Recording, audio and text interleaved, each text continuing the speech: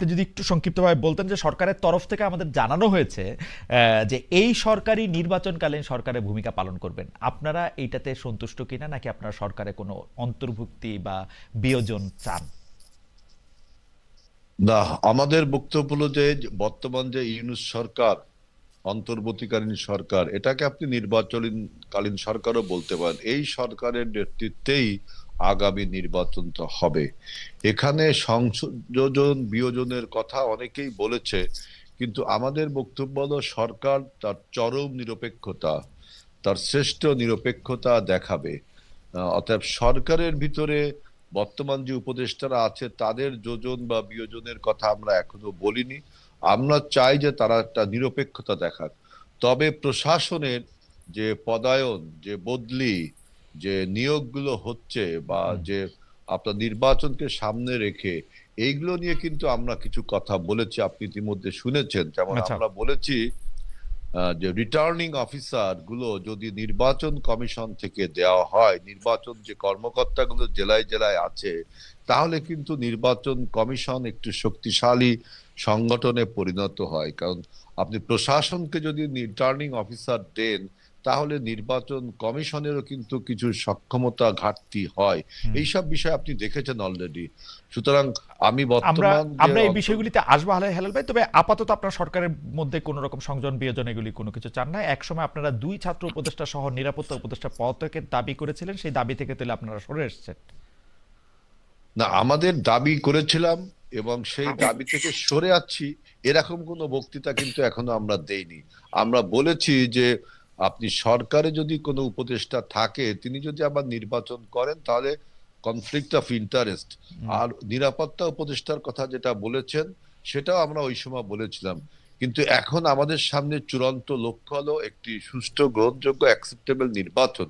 এজন্য আমরা সবকিছুকে উপেক্ষা করে এখন নির্বাচনটাকে আমরা প্রাধান্য দিচ্ছি। ওকে। সেজন্য সরকারের নিরপেক্ষতাই একটা আমাদের সুষ্ঠু নির্বাচনের পথকে আরো সুগম করবে। ওকে। তার মানে সরকারের তরফ থেকে যে আমাদের জানানো হলো, ধন্যবাদ হেলাল ভাই। আমরা একটু ডক্টর আব্দুল মান্নান আপনার কাছে আসি, যে আমাদের জানানো হয়েছে যে সরকারের তরফ থেকে যে এই সরকারি নির্বাচনকালীন সরকার হিসেবে পালন করবে এবং তার মধ্যে কোনো সংযুক্তি বা বিযুক্তির কোনো সম্ভাবনা তারা এই মুহূর্তে দেখছেন না। আপনারা এই ব্যাপারটা নিয়ে সন্তুষ্ট কিনা, ডক্টর আব্দুল মান্নান? জি, আপনাকে ধন্যবাদ খালেদ ভাই, আমাদের সহ আলোচক, আমাদের শ্রদ্ধাভাজন বড় ভাই আজ্জুল বারী হেলাল ভাই, আপনাকেও ধন্যবাদ জানাই। আমাকে কি শোনা যায়? একদম স্পষ্ট শোনা যাচ্ছে। মান্নান ভাই, আপনি বলেন। জি, জি, থ্যাংক ইউ। তো আপনি যে প্রশ্নটা করেছেন যে এই যে অন্তর্বর্তীকালীন সরকার, এই অন্তর্বর্তীকালীন সরকারের প্রতি আমরা সন্তুষ্ট কিনা। দেখেন, অন্তর্বর্তীকালীন সরকার, আমরা বাংলাদেশের সকল জনগণ মিলেই এই সরকারকে বসিয়েছে। কোনো রাজনৈতিক দলের সদিচ্ছা বা ইচ্ছার কারণে এই সরকার গঠিত হয় নাই। তাহলে আমি মনে করি এই সরকার জনগণের সরকার। এটার মাধ্যম দিয়ে আমরা আগামী দিনে একটা অবাধ এবং সুষ্ঠু নির্বাচনের আশা করি। তবে সেক্ষেত্রে এই সরকারের কিছু কিছু আচার আচরণ এবং কর্মপদ্ধতি, এই সরকার নিরপেক্ষ কিনা সেই নিরপেক্ষতার বিষয়টাকে অনেক জায়গায় প্রশ্নবিদ্ধ হয়েছে, যার কারণে আমাদের দল সহ সম্ভাবনা যে 8টি দল আছে, আমাদের পক্ষ থেকে এখনো পর্যন্ত কিন্তু আমরা কিছু কর্মসূচি নিয়ে মাঠে এখনো আছি এবং সেই কর্মসূচির ভিতরে আমরা আছি। বিশেষ করে লেভেল প্লেইং ফিল্ড তৈরি করার যে বিষয়টা আছে, গণভোটটাকে এখনো আমরা আগে চাই, কারণ বাংলাদেশের সেই আমরা সক্ষমতা গণভোট প্রসঙ্গে, এখনো ডক্টর মান্নান, তৈরি আমরা গণভোট প্রসঙ্গে হয়নি। আসবো। আমি এরকম এই পর্যায়ে যদি, কারণ অনেকগুলি প্রশ্ন রয়েছে, আপনি যদি এই পর্যায়ে শুধু জানতেন, মানে আমাদের বলতেন যে নিরপেক্ষতা প্রশ্নবিদ্ধ বলছেন, সেটা কি আপনাদের কোনো উপদেষ্টা নিয়ে ঝামেলা, মানে এই কোনো একটা উপদেষ্টার প্রত্যেক চান, নতুন কোনো না, উপদেষ্টা চান? আমরা আমরা আমরা আমরা কখনো কোনো ইন্ডিভিজুয়াল উপদেষ্টার পদত্যাগ চাইনি। হুম হুম। বা সরকার, মানে ডক্টর ইউনূসের আন্ডারে ইলেকশনের ব্যাপারে আপনাদের কোনো আপত্তিও এই পর্যায়ে নাই? না, এই পর্যায়ে আমাদের দল থেকে এরকম কোনো আপত্তি নেই। কিন্তু যে নিরপেক্ষতার কথা আপনারা প্রশ্ন তুলছেন, সেই নিরপেক্ষতা কার ব্যাপারে আসলে? মানে এটা কি ডক্টর ইউনূসের ব্যাপারে, এটা নাকি মানে কার এটা ব্যাপারে? এটা এই এই এই নিরপেক্ষতার বিষয়টা হচ্ছে গোটা অন্তর্বর্তী সরকারের অবস্থানগত ব্যাপারে। যেরকম লন্ডন বৈঠক হয়েছে, লন্ডন বৈঠকের পরে কিন্তু আমরা আমাদের অবস্থান ব্যক্ত করেছি। লন্ডন বৈঠকের পরে যেভাবে একটা দলের সাথে প্রেস ব্রিফিং হয়েছে, এটা বাংলাদেশের জনগণ সুন্দরভাবে নেয়নি। এটা বাংলাদেশের যে আমাদের পলিটিক্যাল কালচার এটাকে খেলাপ করেছে। এছাড়াও বিভিন্ন জায়গায় ডিসিশন মেকিং এর ক্ষেত্রে দেখা গিয়েছে যে অনেক জায়গায় অধিকাংশ দলের মতামতকে উপেক্ষা করে একটা দলের প্রতি অর্থাৎ আপনারা কিছুটা অর্থাৎ আপনারা সমর্থন অর্থাৎ আপনারা ডক্টর দেখা গিয়েছে। ডক্টর ইউনূসের নিরপেক্ষতা নিয়ে আপনারা প্রশ্ন তুলছেন? না, আমরা ডক্টর ইউনূসের সরকারের যে সামগ্রিক মানে ডিসিশনের ডক্টর ক্ষেত্রে জায়গা ডক্টর মান্নান, মানে বৈঠক করেছেন ডক্টর ইউনূস, আপনি অবস্থানের কথা বলছেন, সার্বিক সরকারের কথা বলছেন, কেন আপনি ডক্টর ইউনূসের কথা কেন বলতেছেন না যে তার নিরপেক্ষতা নিয়ে আপনার প্রশ্ন আছে? ডক্টর ইউনূসের যে সমালোচনা বা তার ব্যাপারে আমাদের যে বক্তব্য সেটা কিন্তু আমরা দলীয়ভাবে দিয়েছি। হ্যাঁ। সেটা তো আমরা বলেছি, আমাদের অবস্থান ব্যক্ত করেছি। এখানে তো আমরা কোনো কিছু বলছি না যে অমুকের প্রতি আমাদের ভালোবাসা আছে, অমুকের প্রতি আমাদের নাই, এটা তো আমরা বলছি না। কাজেই আমরা বলতে চাই যে প্রধান উপদেষ্টা তিনি যদি কোনো জায়গায় কি কোনো দিকে হেলে পড়েন তাকে তো আমাদের বলার সুযোগ দিতে হবে। তার অর্থ এই না যে আমরা তার প্রতি অসন্তুষ্ট বা তার কার্যক্রমে আমরা মানে আমরা তার বিরুদ্ধে বিব্রত, বলছি, এটা মানে আমরা বলি। জামাত ইসলামের অবস্থান হচ্ছে আমরা তার বিরুদ্ধে বলছি, কিন্তু তার বিপক্ষে আমরা অসন্তুষ্ট নই। ঠিক আছে, বোঝা গেল। না, আমরা তো তাকে তার রাইট ট্র্যাকে রাখার জন্য আমাদেরকে বলতেই হবে এবং আমরা আরো বলবো। ওকে, আপনারা আরো বলবেন, তবে তার বিরুদ্ধে আপনাদের কোনো অনাস্থা নাই, কিন্তু তার বিরুদ্ধে কিছু অসন্তুষ্টি আছে, আমি যদি এটাকে এইভাবে সামারাইজ করি। এই প্রশ্নটা আসলে আমরা ডক্টর মান্নানকে দিয়ে শুরু করতে চাই এবং হেলাল ভাইয়ের কাছে আমরা এরপরে এটার ব্যাপারে হেলাল ভাইয়ের অবস্থান একটু জানবো, বিএনপির অবস্থান একটু জানতে চেষ্টা করবো। সেটা হচ্ছে যে বর্তমানে নিরাপত্তা উপদেষ্টা জনাব ডক্টর খলিলুর রহমান ভারতের যে জাতীয় নিরাপত্তা উপদেষ্টা তার সঙ্গে বৈঠক করেছেন জনাব অজিত দোভালের সঙ্গে। এই বৈঠককে আপনারা আসলে কিভাবে দেখছেন? আপনি কি মনে করছেন যে এই বৈঠক খুব জরুরি ছিল? এই বৈঠকটা কেন হচ্ছে বলে আপনার মনে হয় ডক্টর মান্নান? আমরা হেলাল ভাইয়ের কাছে একটু জানতে চাচ্ছি। জি, আপনাকে ধন্যবাদ। না, হেলাল ভাই একটু পরে বলবেন, আমরা একটু ডক্টর মান্নানকে শুনি। জি ডক্টর মান্নান। জি, ধন্যবাদ। দেখেন, বাংলাদেশের অন্তর্বর্তী সরকার থেকে এখনো পর্যন্ত কোনো ব্রিফ দেওয়া হয় না এইভাবে যে কেন কি কারণে জরুরিভাবে ওনারা গিয়েছেন, এবং ওখান থেকে ফিরে এসে ওনারা যখন প্রেস ব্রিফিং করবেন তখনই আমরা বুঝতে পারবো যে কি কি কারণে সেখানে যাওয়া দরকার ছিল, কি কি কারণে যাওয়া দরকার ছিল না। কাজেই পুরো বিষয়টা অস্পষ্ট থাকা অবস্থায় এখানে কোনো মতামত দেওয়াটা আমি যৌক্তিক মনে করি না। এই ব্যাপারে আমি একটু জনাব আজিজুল বারী হেলাল আপনার কাছ থেকে জানতে চাইবো যে আপনি বিষয়টাকে কিভাবে দেখছেন, যে বাংলাদেশের জাতীয় নিরাপত্তা উপদেষ্টা ভারতের জাতীয় নিরাপত্তা উপদেষ্টার সঙ্গে বৈঠক করতে দিল্লি গিয়েছেন, এবং সেই ক্ষেত্রে কি বিষয়গুলি নিয়ে আলোচনা হতে পারে বা কি নিয়ে আলোচনা হচ্ছে তা আপনি কি মনে করেন? কেন গিয়েছেন তিনি সেখানে? এইটা আমি দেখলাম যে আপনার কলম্বো সিকিউরিটি কনক্লেভ একটা অনুষ্ঠান, এটা নয়াদিল্লির ফরেন সার্ভিস একাডেমিতে হচ্ছে। আমি দেখলাম এটা একটা বৈঠক হচ্ছে দুই দেশের নিরাপত্তা উপদেষ্টা এবং আরো অন্য দেশেরও নিরাপত্তা উপদেষ্টারা মনে আছে সেখানে।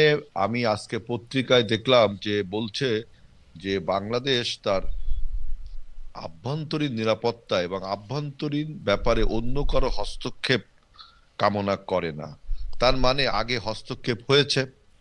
সুতরাং এই বিষয়টা আমাদের নিরাপত্তা উপদেষ্টা যেটা বলেছে এটা আমি তার সাথে একমত হই, যে আমাদের আভ্যন্তরীণ বিষয়ে, আমাদের রাজনীতির বিষয়ে, আমাদের নিরাপত্তা বিষয়ে আমাদের বক্তব্যটাই আর কি প্রধান হয়ে উঠবে। আমরাই আমাদের নিরাপত্তার কথা বলবো। এজন্য আমাদের দেখবেন যে পররাষ্ট্র নীতিতে আমরা একটা কথা বলেছি যে সবার আগে বাংলাদেশ, অর্থাৎ ওই যে friends to all malice two নান, এই নীতির থেকে কিন্তু বিএনপি যে পরিবর্তন ঘটাবে, সবার আগে বাংলাদেশ, তারই একটা প্রতিধ্বনি যদি মনে হয় আজকের এই বক্তব্যটাকে। আপনি আবার বলতে পারেন তাহলে কি নিরাপত্তা উপদেষ্টা আপনাদের ফরেন পলিসিতে কথা বলছে? আমি ব্যক্তিগতভাবে মনে করি তিনি আজকে যে কথাটা এটা বলেছেন, তো একটু মনে করার কারণই আছে যে হঠাৎ করে ডক্টর খলিলুর রহমান বিএনপির অনেক প্রিয় হয়ে উঠেছেন, যে ডক্টর খলিলুর রহমানের না আমাদের প্রিয় হয়ে, আমি তো এই জন্যই বলছি খালিদ ভাই যে আপনি এটা বলবেন আমি জানি যে উনি, আমি পত্রিকার হেডলাইন দেখে বলছি। কারণ খেয়াল করেন হেলাল ভাই, এই ডক্টর খলিলুর রহমানকে উপদেষ্টা পরিষদে থাকতেই দেওয়া হবে না। এখন হচ্ছে ডক্টর খলিলুর রহমান হচ্ছে বিএনপির সবচেয়ে প্রিয় উপদেষ্টাদের একজন। আমার কোনো অসুবিধা নাই। এটা কিন্তু খালেদ ভাই, আমি কিন্তু আমার কথায় যদি আপনার এটা মনে হয় তাহলে আমি মনে করছি আপনি আমাকে আপনি আমার ভুল হচ্ছে। আমি বলছি যে পত্রিকা রিপোর্ট দেখলাম যে বলছে যে আভ্যন্তরীণ বিষয়ে হস্তক্ষেপ করার নীতি মেনে চলার জন্য দুই পক্ষকে আহ্বান জানিয়েছে। ওকে আমি সেখানে বলছি যে বিএনপি এইটা বিশ্বাস করে। এখন বিএনপির এই বিশ্বাসের সাথে উনার কথা যদি মিলে যায়, তাহলে তো আপনি বলতে পারবেন ওকে যে উনি আমাদের না খুব প্রিয় খালিদ লোক। ভাই, এ ব্যাপারে আমাকে একটু টাইম দিবেন। জি জি একটু ছোট করে যদি বলেন ডক্টর মান্নান। জি জি, আসলে বাংলাদেশ জামাত ইসলামী বরাবরের মতোই কিন্তু ন্যায্যতার ভিত্তিতে বাংলাদেশের সাথে প্রতিবেশীদের সম্পর্কের কথা বলে। হুম, আমরা আরো খুশি হতাম যে উনি যেরকম ন্যায়ানুগ এবং বাংলাদেশ তার অবস্থান ব্যক্ত করবে, কিন্তু সম্প্রতি ঘটে যাওয়া যে বন্দি বিনিময় চুক্তি কিন্তু আমাদের সাথে ইন্ডিয়ার আছে, এ ব্যাপারে উনি কোনো কথা বলেছেন কিনা এটা আমাদের জানা নেই। আর আমাদের ভাইয়েরা সব সময় বলেন, কখনো পক্ষে বলেন কখনো বিপক্ষে বলেন, সুবিধা যেদিকে পান সেদিকে দেখে বলেন। এই সরকারকে কিন্তু ওনারা বারবার অনির্বাচিত সরকার বলেছেন এবং পররাষ্ট্র এখনো তো বলি মান্নান, এখনো নিরাপ- বলি, নি- এখনো বলি। নিরাপত্তা, হ্যাঁ এখনো বলেন, আবার তাদের পরে আস্থা রেখেই আপনারা মানে সেই নির্বাচনটাকে করতে না চান। এইটার এই বিকল্প আমার মনে হয় আর যে কিছু আমার নেই, মনে হয় যে এই মান্নান। তর্কটা হ্যাঁ, এই তর্কটা একটু হ্যাঁ, আলাদা। এইটার বিকল্প কিন্তু কিছু কিন্তু নেই। তুমি এই যদি তর্কটা এখন এই হুম। সরকারকে বাদ দাও, তাহলে বাংলাদেশের না না, গণতন্ত্র, সরকার বাংলাদেশের ভবিষ্যৎ কোন দিকে যাবে? না না না না অতএব হেলাল আমরা ভাই, যে- হেলাল ভাই, আমার কাছে মনে হয় যে নিয়ে কথা আমার কাছে বলতে মনে হয় যে হবে। এই তর্কটা আমরা একটু যখন একটু সামনের দিকে যাব তখন বলবো। কিছু প্রশ্ন আপনাদের জন্য কমন রয়েছে, সেই প্রশ্নগুলি আমি একটু করে আমি নিই। আমি মনে করি জি যে ডক্টর মান্নান। এখানে বাংলাদেশের আদালত কর্তৃক ঘোষিত হুম, আসামিদের ব্যাপারে আলাপ আলোচনা থাকার প্রয়োজন ছিল। না সেটা তো বাংলাদেশ যে জুলাই সেটা তো গণ আপনি আগেই বললেন যে সেই এই আলোচনাটা হয়েছে রক্তাক্ত, কিনা আমরা তো উনারা আসলে হ্যাঁ, জানবো। তা কিন্তু অনেকগুলো বিষয়ে তো কথা বের হচ্ছে, কিন্তু এরকম বিষয়ে কোনো কথা আমরা দেখি নাই। ওকে আমরা একটু হেলাল ভাই আপনার কাছে একটু জানতে চাইবো যে দুইটা লালদিয়া ও পানগাঁও বন্দরের দায়িত্ব দুই বিদেশি প্রতিষ্ঠানকে দেওয়া হয়েছে কি শর্তে, সেটা আসলে মানে এখন পর্যন্ত ডক্টর মোহাম্মদ ইউনূস এবং জনাব আশিক চৌধুরী ছাড়া আমরা কেউ জানি না, মানে আমি অন্তত জানি না, কেউ জানি না, এটা বলা ভুল, হয়তো হেলাল ভাই জানে, হয়তো মানান ভাই জানে। আমরা একটু হেলাল ভাইকে বলবো যে এই ব্যাপারটা আপনি আসলে কিভাবে দেখেন সরকারের শেষ পর্যায়ে এখন। আমি আসলে, আপনি খালেদ ভাই একটা ভালো কোশ্চেন করছেন যে দুইটা বন্দর হুম আপনার দুইটা বিদেশি প্রতিষ্ঠানকে যে ইজারা বা কন্ট্রাক্ট যাই বলেন দিল, এটা তো মনে হয় 30 বছরের চুক্তি, এরকম একটা কি মনে হয় চুক্তি হুম হয়েছে, তাই না? হুম তাহলে পরবর্তী সরকার এইটা কি মানতে বাধ্য, না পরবর্তী সরকার এটা রিভাইজ করতে পারবে? এই জিনিসটা খালেদ ভাই আমার কাছে জানা নেই। তবে আমি ব্যক্তিগতভাবে মনে করি যে বর্তমান যে অন্তর্বর্তীকালীন সরকার, তাদের অবশ্যই আপনার নির্বাচন পর্যন্ত একটি নির্বাচিত সরকার না আসা পর্যন্ত এই সিদ্ধান্তটা আমার কাছে মানে সুবিবেচনা প্রসূত মনে হয়নি। এটার কারণ কি এইরকম হইতে পারে যে ওইখানে বিএনপি রাজনৈতিক যে শক্তি, সেই শক্তি দিয়ে ওই টার্মিনালগুলি পরিচালনা করার ক্ষেত্রে যেসব লোকবল বা ওইখানে যে টার্মিনালের মধ্যে যেসব যেগুলি বলা হয় আর কি, দুর্নীতি, চাঁদাবাজি বা মিসঅ্যাপ্রোপ্রিয়েশন অথবা সিস্টেমের যে লিকেজ, সেইটা পরিচালনা করে বলে বিএনপি একটু অখুশি নাকি? মানে না না, অখুশি না। আমি আমি আমার কথাটা আপনি বোঝেন যে এটা সরকার আপনার লিজ দিয়েছে দুটি বিদেশি প্রতিষ্ঠানকে। হুম, সুতরাং এই লিজে আমাদের দেশের লোকের কি লাভ হবে, কি ক্ষতি হবে, এই তথ্য আচ্ছা উপাত্ত আমার জানা আচ্ছা, নেই। এইবারে আমি আমি পরিষ্কার, বলছি যে এই পরিষ্কার সরকার যে মানে এটা তথ্য সরকার এটা বিবেচনা প্রসূত হয়নি। এটা উচিত ছিল একটা নির্বাচিত সরকার আসার পরে তিনি সিদ্ধান্ত নিতেন, তাহলে জনগণের সিদ্ধান্ত হতো। এখন লাভ যদি কোনো কিছু হয়েই থাকে, তাহলে তো এই অন্তর্বর্তীকালীন সরকারের হবে। আহ, এখানে তো বিএনপির বা অন্য দলের হওয়ার কোনো প্রশ্নই ওঠে না। আমি একটু ডক্টর মানান এই প্রসঙ্গে আপনাকে জানতে চাইবো যে লালদিয়া টার্মিনাল 30 বছর, পানগাঁও 22 বছর ব্যবস্থাপনার দায়িত্বে থাকবে ডেনমার্ক ভিত্তিক প্রতিষ্ঠান একটি এবং সুইজারল্যান্ড ভিত্তিক প্রতিষ্ঠান একটি। এই ব্যাপারটা আপনি আসলে কিভাবে দেখেন, ডেনমার্ক, সুইজারল্যান্ড, পানগাঁও এবং দেখেন, এ ব্যাপারে আমাদের দলীয় অবস্থান পরিষ্কার করা হয়েছে। হুম, সেখানে জামাতের পক্ষ থেকে উদ্বেগ প্রকাশ করা হয়েছে। এটা আমরা আগেও একটি বিষয়, স্পর্শকাতর বিষয় ছিল, হিউম্যানিটেরিয়ান করিডোর যেটা দেওয়ার জন্য সরকার উদ্যোগ নিয়েছিল। আমরা সে বিষয়েও আমাদের অবস্থান ব্যক্ত করেছি। বাংলাদেশের নিরাপত্তা স্থিতিশীলতাকেই সবার আগে আনতে হবে। এরপরে যদি এই চুক্তির মাধ্যম দিয়ে বাংলাদেশের উন্নতি অগ্রগতি হয়, সেই বিষয়টাকে জাতির সামনে স্পষ্ট করে সবার মতামত নিয়ে করলে এটা সুন্দর হতো। উম, সবার মতামত নিয়ে এটা করলে এটা সুন্দর হতো। তার মানে যে এই সরকার না, আসলে এটা আমরা উদ্বেগের কথা কিন্তু জানিয়েছি, মানে আমাদের দলীয় আপনারা কি ভাবে মনে এটার করেন যে ব্যাপারে মানে উদ্বেগ জানানো মানে হয়েছে। আপনার কাছেই জানতে চাইতেছি যে দলীয়ভাবে আপনার উদ্বেগের কথা জানিয়েছেন, আপনার কাছে কি মনে হয় হেলাল ভাই সরাসরি বললেন যে এই কাজটা আসলে এই সরকার না করা উচিত হতো, আপনারাও কি সেরকমই মনে করেন কিনা যে একটা নির্বাচিত সরকার হ্যাঁ, এটা সেরকম করা যাবে? সেরকম মনে করার কারণেই এই উদ্বেগটা জানানো হচ্ছে, না হলে তো আমরা বলতাম যে না, ঠিকই করেছে। ওকে, এই প্রশ্নটাও আমি একটু ডক্টর মান্নান আপনাকে দিয়ে। আমি একটু খালেদ ভাই, আমি একটু কথা বলি। জি দেখেন, হেলাল ভাই। আমরা যারা রাজনীতি করি, আমরা যদি শুধু উদ্বেগই প্রকাশ করি, আমরা একটা সমস্যার কথা বলি, যদি সলিউশন না দেন, হুম, তাহলে আপনি দেশটা চালাবেন কি করে? হুম, আমরা দুটো বন্দর আপনার ইজারা বা লিজ দেওয়া হলো, হুম। আমরা কিন্তু বললাম যে এটা সরকারের উচিত হয়নি, জাতি আমাদের রাজনৈতিক সরকার দেয়া উচিত ছিল। আর এইটা এবং কিভাবে এই বন্দরগুলো চালানো উচিত, এর একটা সমাধান দেওয়া উচিত। আপনি শুধু উদ্বেগ প্রকাশ করবেন, সুপারফিশিয়াল কথা বলবেন, তাইলে কিন্তু আপনি সরকার চালানোর যে অভিজ্ঞতা আ- আ- আ- যে মানে আপনাদের যে নেই, তার কিন্তু একটা বড় বড় প্রমাণ হয়ে যাবে। সুতরাং আগামীতে সরকারটা আমাদের চালাতে হবে। আমরা বলেছি যে জাতীয় সরকারের কথা, অর্থাৎ সরকারে যে আপনারা থাকবেন না তাও কিন্তু না। সুতরাং কথা ওই যদি আপনি সুপারফিশিয়াল বলে যান যে উদ্বেগ না না প্রকাশ না, করছি, আমার মনে তাহলে হয় কিন্তু আমার হবে মনে না। হয় না, খালেদ ভাই, আমি একটু বলি। জি। সেটা হচ্ছে যে আমাদের উদ্বেগের ভাষা তো পলিটিক্যাল হুম, ল্যাঙ্গুয়েজ, হুম, এটাকে তো বুঝতে হবে। উদ্বেগ কখন প্রকাশ করে? হুম, যখন মানুষ সেটা অ্যাকসেপ্ট করে না, এটা অ্যাকসেপ্ট করতে চায় না। হুম, আর আমরা বলেছি সকল রাজনৈতিক দলকে সাথে নিয়ে হুম। আলাপ আলোচনার মাধ্যম দিয়ে প্রধান উপদেষ্টা এটা করতে পারতেন, এটা টেবিলে আনতে পারতেন, এই টেবিলে আনার মাধ্যমে এটা কিন্তু করতে কিন্তু পারতেন। ডক্টর মান্নান, মূল কিন্তু ডক্টর মান্নান জামায়াতের এই প্রতিবাদটাকে একটু সফট মনে হয়েছে কিনা, মানে মনে হয়েছে কিনা যে না মানে না, না, কারণ সব অন্য ক্ষেত্রে যেমন জামাত দৃঢ়ভাবে একটা প্রতিবাদ করে অন্য কোনো অন্যায়ের ক্ষেত্রে, এইটাকে আমি আসলে আপনাদের যেটা আনুষ্ঠানিক প্রতিবাদ সেটা একটু দেখতেছিলাম, সেটা একটু সফট মনে হয় কিনা, মানে মানে ডক্টর মান্নান এই আমার কাছে মনে হয় যে জামায়াত যেটা খারাপ মনে করে সেটার ব্যাপারে কিন্তু আসলে সে দৃঢ় অবস্থান নেয়, আর যেটার ব্যাপারে সে একটু মানে you know better than me actually, আমি শিওর যে আপনি আসলে না, আসলে আচ্ছা, আসলে খালেদ বিএনপি ভাই, কে কোনো আমি কর্মসূচি না না দিয়েছে? কর্মসূচির খালেদ প্রসঙ্গে ভাই, আমি আসতেছি না, তোমরা বিএনপি এখন না না তো বিএনপি তো জামায়াতের বিএনপি স্ট্যান্ড কমিউনিস্ট কি? দলে পরিণত একটা হয়েছে, দুইজন বুঝছেন? দুইজন দুইজন খালেদ ভাই, সমস্যা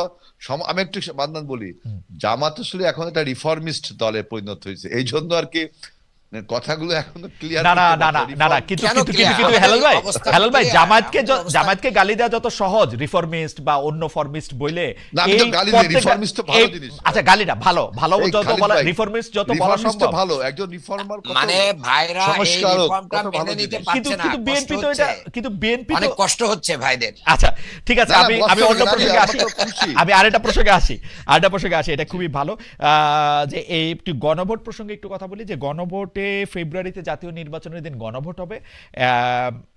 আমি একটু ডক্টর আব্দুল মান্নান আপনার কাছে জানতে চাই এই নিয়ে দলের কোনো প্রচারণা থাকবে কিনা, থাকলে হ্যাঁ কি না, কোন দিকে ভোট দিতে বলবেন দলীয় কর্মী সমর্থক সহ সারা দেশের ভোটারদের, ডক্টর আব্দুল মান্নান। এটা তো সুস্পষ্ট, আমার মনে হয় আমাদেরকে এই প্রশ্ন করাই অবান্তর হুম, যে আমরা কিসের পক্ষে নিব। আমাদের এতদিনের কর্মকাণ্ডই জাতির সামনে স্পষ্ট হয়েছে যে আমরা কি হার পক্ষে থাকবো, আমরা এই সংস্কারের পক্ষে।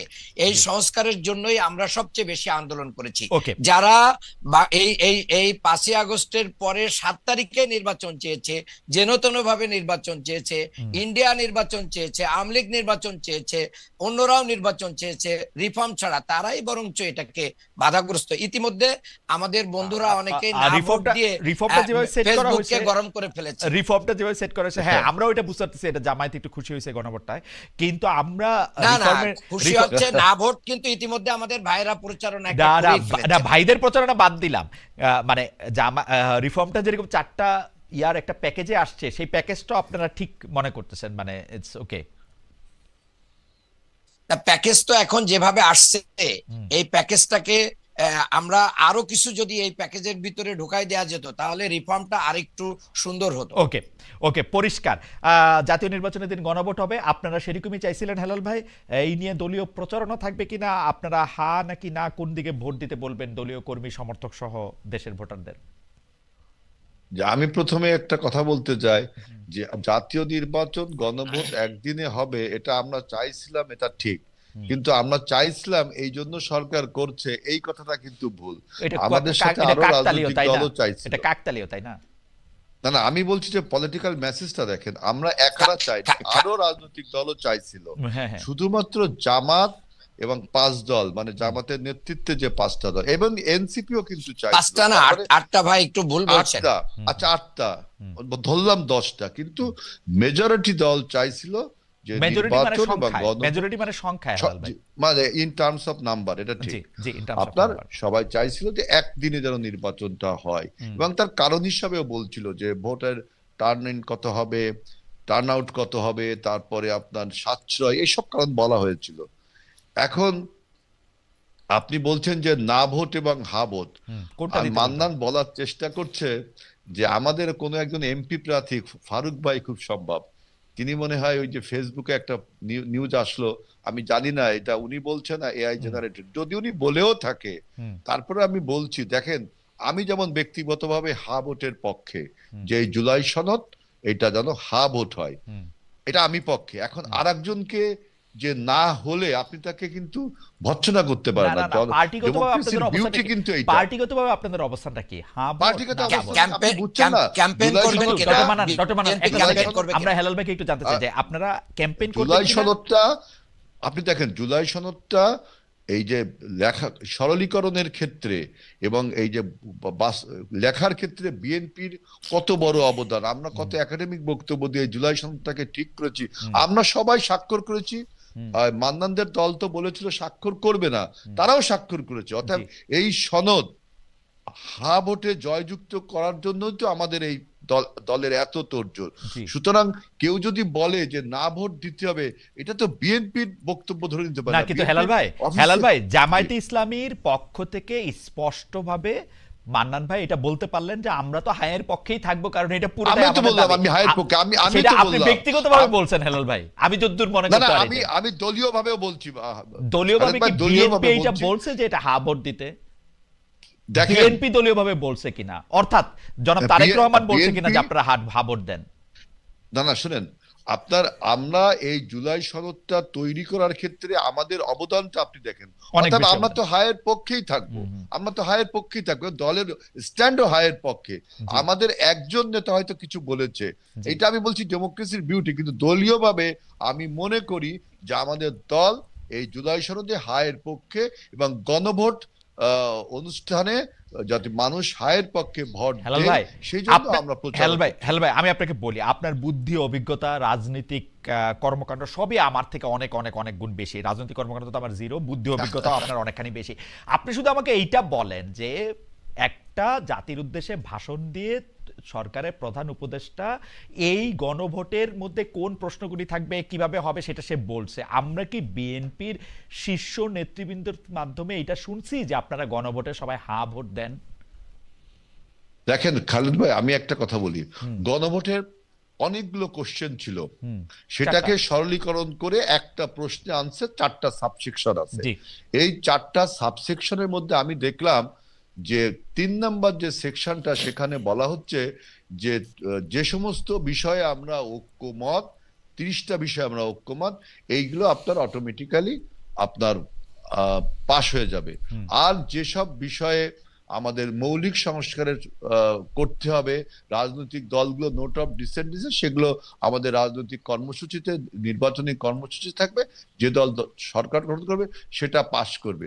সুতরাং এই 4টা সাবসেকশনের অনেক ধোঁয়াশা আছে, কিন্তু তারপরও গণভোটটা হচ্ছে কেন, এটা কিন্তু আপনাকে আগে বুঝতে হবে। গণভোটটা হচ্ছে কি জুলাই সনদ বাস্তবায়নের জন্য, না জুলাই সনদ যাতে বাস্তবায়ন হয় আপনি এজন্য আমাকে, কারো প্রতি কারো বিশ্বাস হেলাল ভাই, ছিল না। আপনি এই আমাকে, বিশ্বাস অবিশ্বাস থেকে গণভোট হচ্ছে। হেলাল ভাই, সুতরাং আমরা এই গণভোটের পক্ষে, আমরা স্পষ্ট করে বলছি জনগণকে যে আপনারা গণভোটের পক্ষে আমাদের অবস্থান, না, কারণ হেলাল ভাই, একজন আরেকজনকে বিশ্বাস করে। গণভোটের পক্ষে যে আপনারা অবস্থান নিয়েছেন সেটা প্রায় 2-3 মাসের পুরনো কথা। আমি যেটা জানতে চাইতেছিলাম যে গণভোটের পক্ষে মানে কোথায়, মানে আপনারা তো রাজনৈতিক নেতা, আপনারা তো দল সাধারণ মানুষকে পথ প্রদর্শন করবেন, আমরা হ্যাঁ ভোট দিব না না ভোট দিব সেইটা বলতে আপনারা বলবেন কিনা বা কি বলতেছেন সেটাই শুধু জানতে চাই। এটা আমরা জনাব আজিজুল বারী হায়লালের কথা শুনলাম যে তিনি বলতেছেন যে আমি হ্যাঁ ভোট দিতে চাই, বা হা ভোট না, দিতে বলবো, আপনাকে কিন্তু জি বিএনপি কি বলবে আপনাকে সেটাও আমাদের একটু জানা দরকার না? আপনাকে তো বললাম যে 4টা সাবসেকশন, হুম। এটা কিন্তু জনগণ এখনো এই বিষয়টা অত উপলব্ধি করে উঠতে পারেনি। আমরা জনগণকে বুঝাইতে হবে আমাদের, এবং সরকারেরও উচিত যে এই জিনিসগুলো ইন ডিটেলস বলা।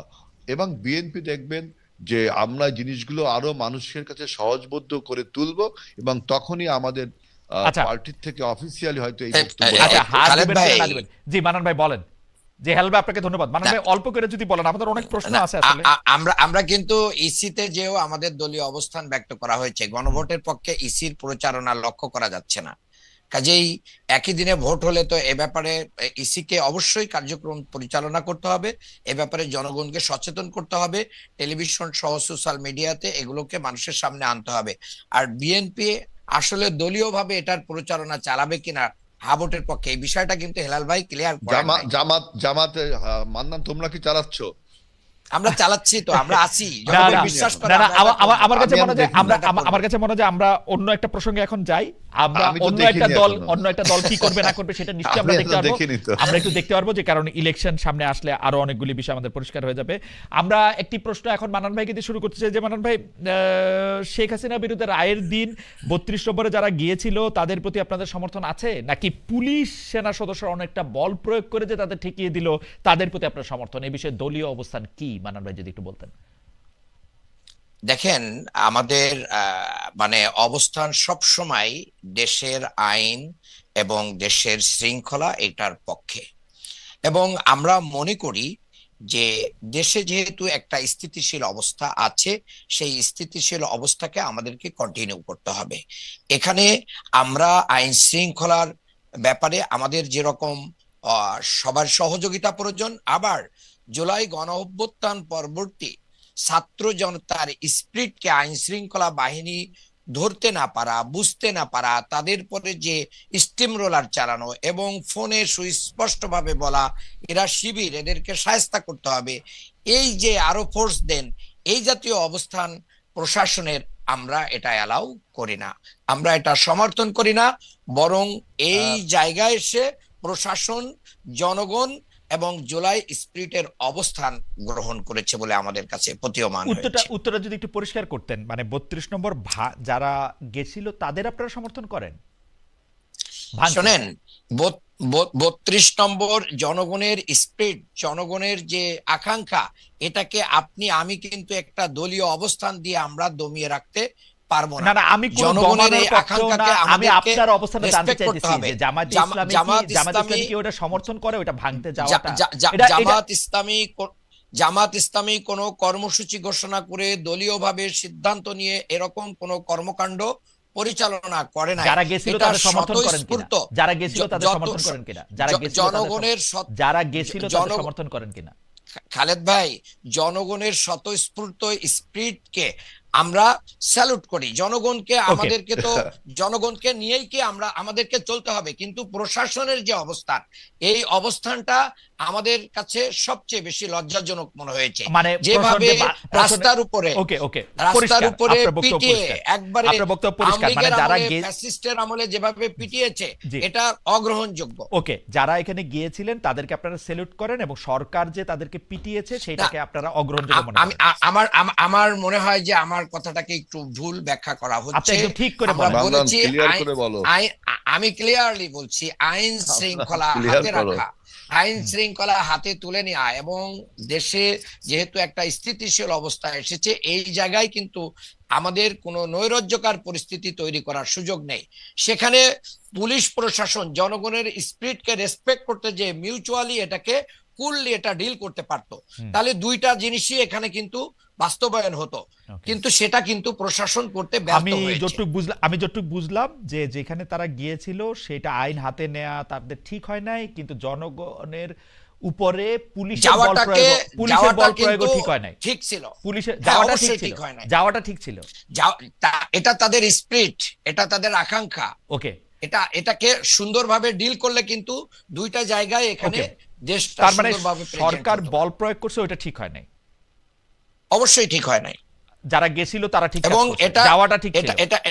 না, তারা তো যেতেই পারে। Okay. যাওয়ার পরে আমরা যদি তাদেরকে সুন্দরভাবে হ্যান্ডেল করতে পারতাম, তাহলে তো এই অনাকাঙ্ক্ষিত পরিবেশ তৈরি হতো না। ওকে, আমার মনে হয় যে আপনার বক্তব্য পরিষ্কার। তারা তো যাওয়াটা কোনো ঠিক ছিল, দলের কাছে যাওয়াটা ঠিক জিজ্ঞাসা ছিল, করে কারণ হচ্ছে এটা হচ্ছে স্পিরিট, আর সরকার যে বল তারা প্রয়োগ করে তাদের বাধা দিচ্ছে। স্পিরিট থেকে গিয়েছে, Okay. এটা তো কোনো দলের ডিসিশনে তারা যায় না। আপনার কাছে মনে হয়েছে যে সরকার জনগণের স্পিরিটের বিপক্ষে কাজ করেছে? ছোট করে যদি বলেন। মাঝে মাঝে করতেছে, মাঝে মাঝে এই করতেছে। ঘটনায়, এই পার্টিকুলার ঘটনায় করছে তার বিরুদ্ধে, তাই তো? এই পার্টিকুলার ঘটনায় সংশ্লিষ্ট যারা জড়িত ছিলেন তারা এখানে জুলাই সংশ্লিষ্ট স্পিরিটকে জড়িত বলে তো ধারণ কিছু করতে নাই, পারেন না। কারণ সংশ্লিষ্ট জড়িত বলে তো কিছু নাই। আমরা দেখি যে এটা আসলে উপর থেকেই অর্ডারগুলি আসে। হাওয়েভার আপনার না, বক্তব্য এখন পরিষ্কার। উপর থেকে হলে কি প্রধান উপদেষ্টা বলবেন আপনি? আর না কাকে পুলিশের বলবো? উপর আর থেকে আর বলবেন, কাকে না বলবো? কাকে আর কাকে বলবেন? বলবো? আর কাকে বলবো? না, এই জাতীয় জায়গা মনে হয় এভাবে মিন করে না খালেদ ভাই। তাহলে কি কোন পর্যন্ত? মানে শুধু মানে না, এটা ওই তো জায়গার পুলিশ প্রশাসনকেই বোঝানো ওই হয়েছে। ওই জায়গাটার এখানে ডিসি, শুধু ওই জায়গাটার ডিসি। ওই জায়গার ডিসি তো তার বক্তব্য তো ভাইরাল হয়েছে, তিনি তো একবারে ক্লিয়ার না না, বক্তব্য ওই জায়গাটার দিয়েছেন। ডিসি এই অর্ডারটা কিন্তু নিছেন কার কাছ থেকে? পুলিশ কমিশনারের কাছ থেকে, আইজি এটা কাছ থেকে? উনাকে জিজ্ঞেস করা উচিত, উনি কি উপদেষ্টা লেভেল থেকে আপনার কাছে নিয়েছেন কি না মনে অন্য হয়? কোনো আপনার জায়গা কাছে থেকে কি মনে নিয়েছেন? হয়? আপনার কাছে কি মনে আমার হয়? কাছে মনে হচ্ছে উনার ইমিডিয়েট বস থেকেই উনি নিয়েছেন। আর ইমিডিয়েট বস ইন্ডিপেন্ডেন্ট সিদ্ধান্ত নিয়েছেন? ইমিডিয়েট বস তো এটা ডিএমপি কমিশনার ইন্ডিপেন্ডেন্ট সিদ্ধান্ত নিয়েছেন, মানে ডিএমপি কমিশনার এটা ইন্ডিপেন্ডেন্ট সিদ্ধান্ত। সেটা তো ওনারাই বলতে পারবেন কোথা থেকে আমার মনে হয় যে, সিদ্ধান্ত তো আমার মনে হয় যে নাজিল ডক্টর হয়। মান্নান, ডক্টর মান্নান, আমি যতদূর জানি এই সব ক্ষেত্রে সরকার প্রধানের বা যিনি স্বরাষ্ট্র মন্ত্রণালয়ের দায়িত্ব থাকেন তার সাথে আলোচনা করে এই সব সিদ্ধান্ত নেওয়া হয়। এই ব্যাপারটা তাহলে এই কোনোভাবেই ব্যাপারটা- একজন, কারণ এর আগের বার যখন 32 নম্বর ভাঙা হয়েছে সরকারের সিদ্ধান্তেই তখন কিছু বলা হয় নাই।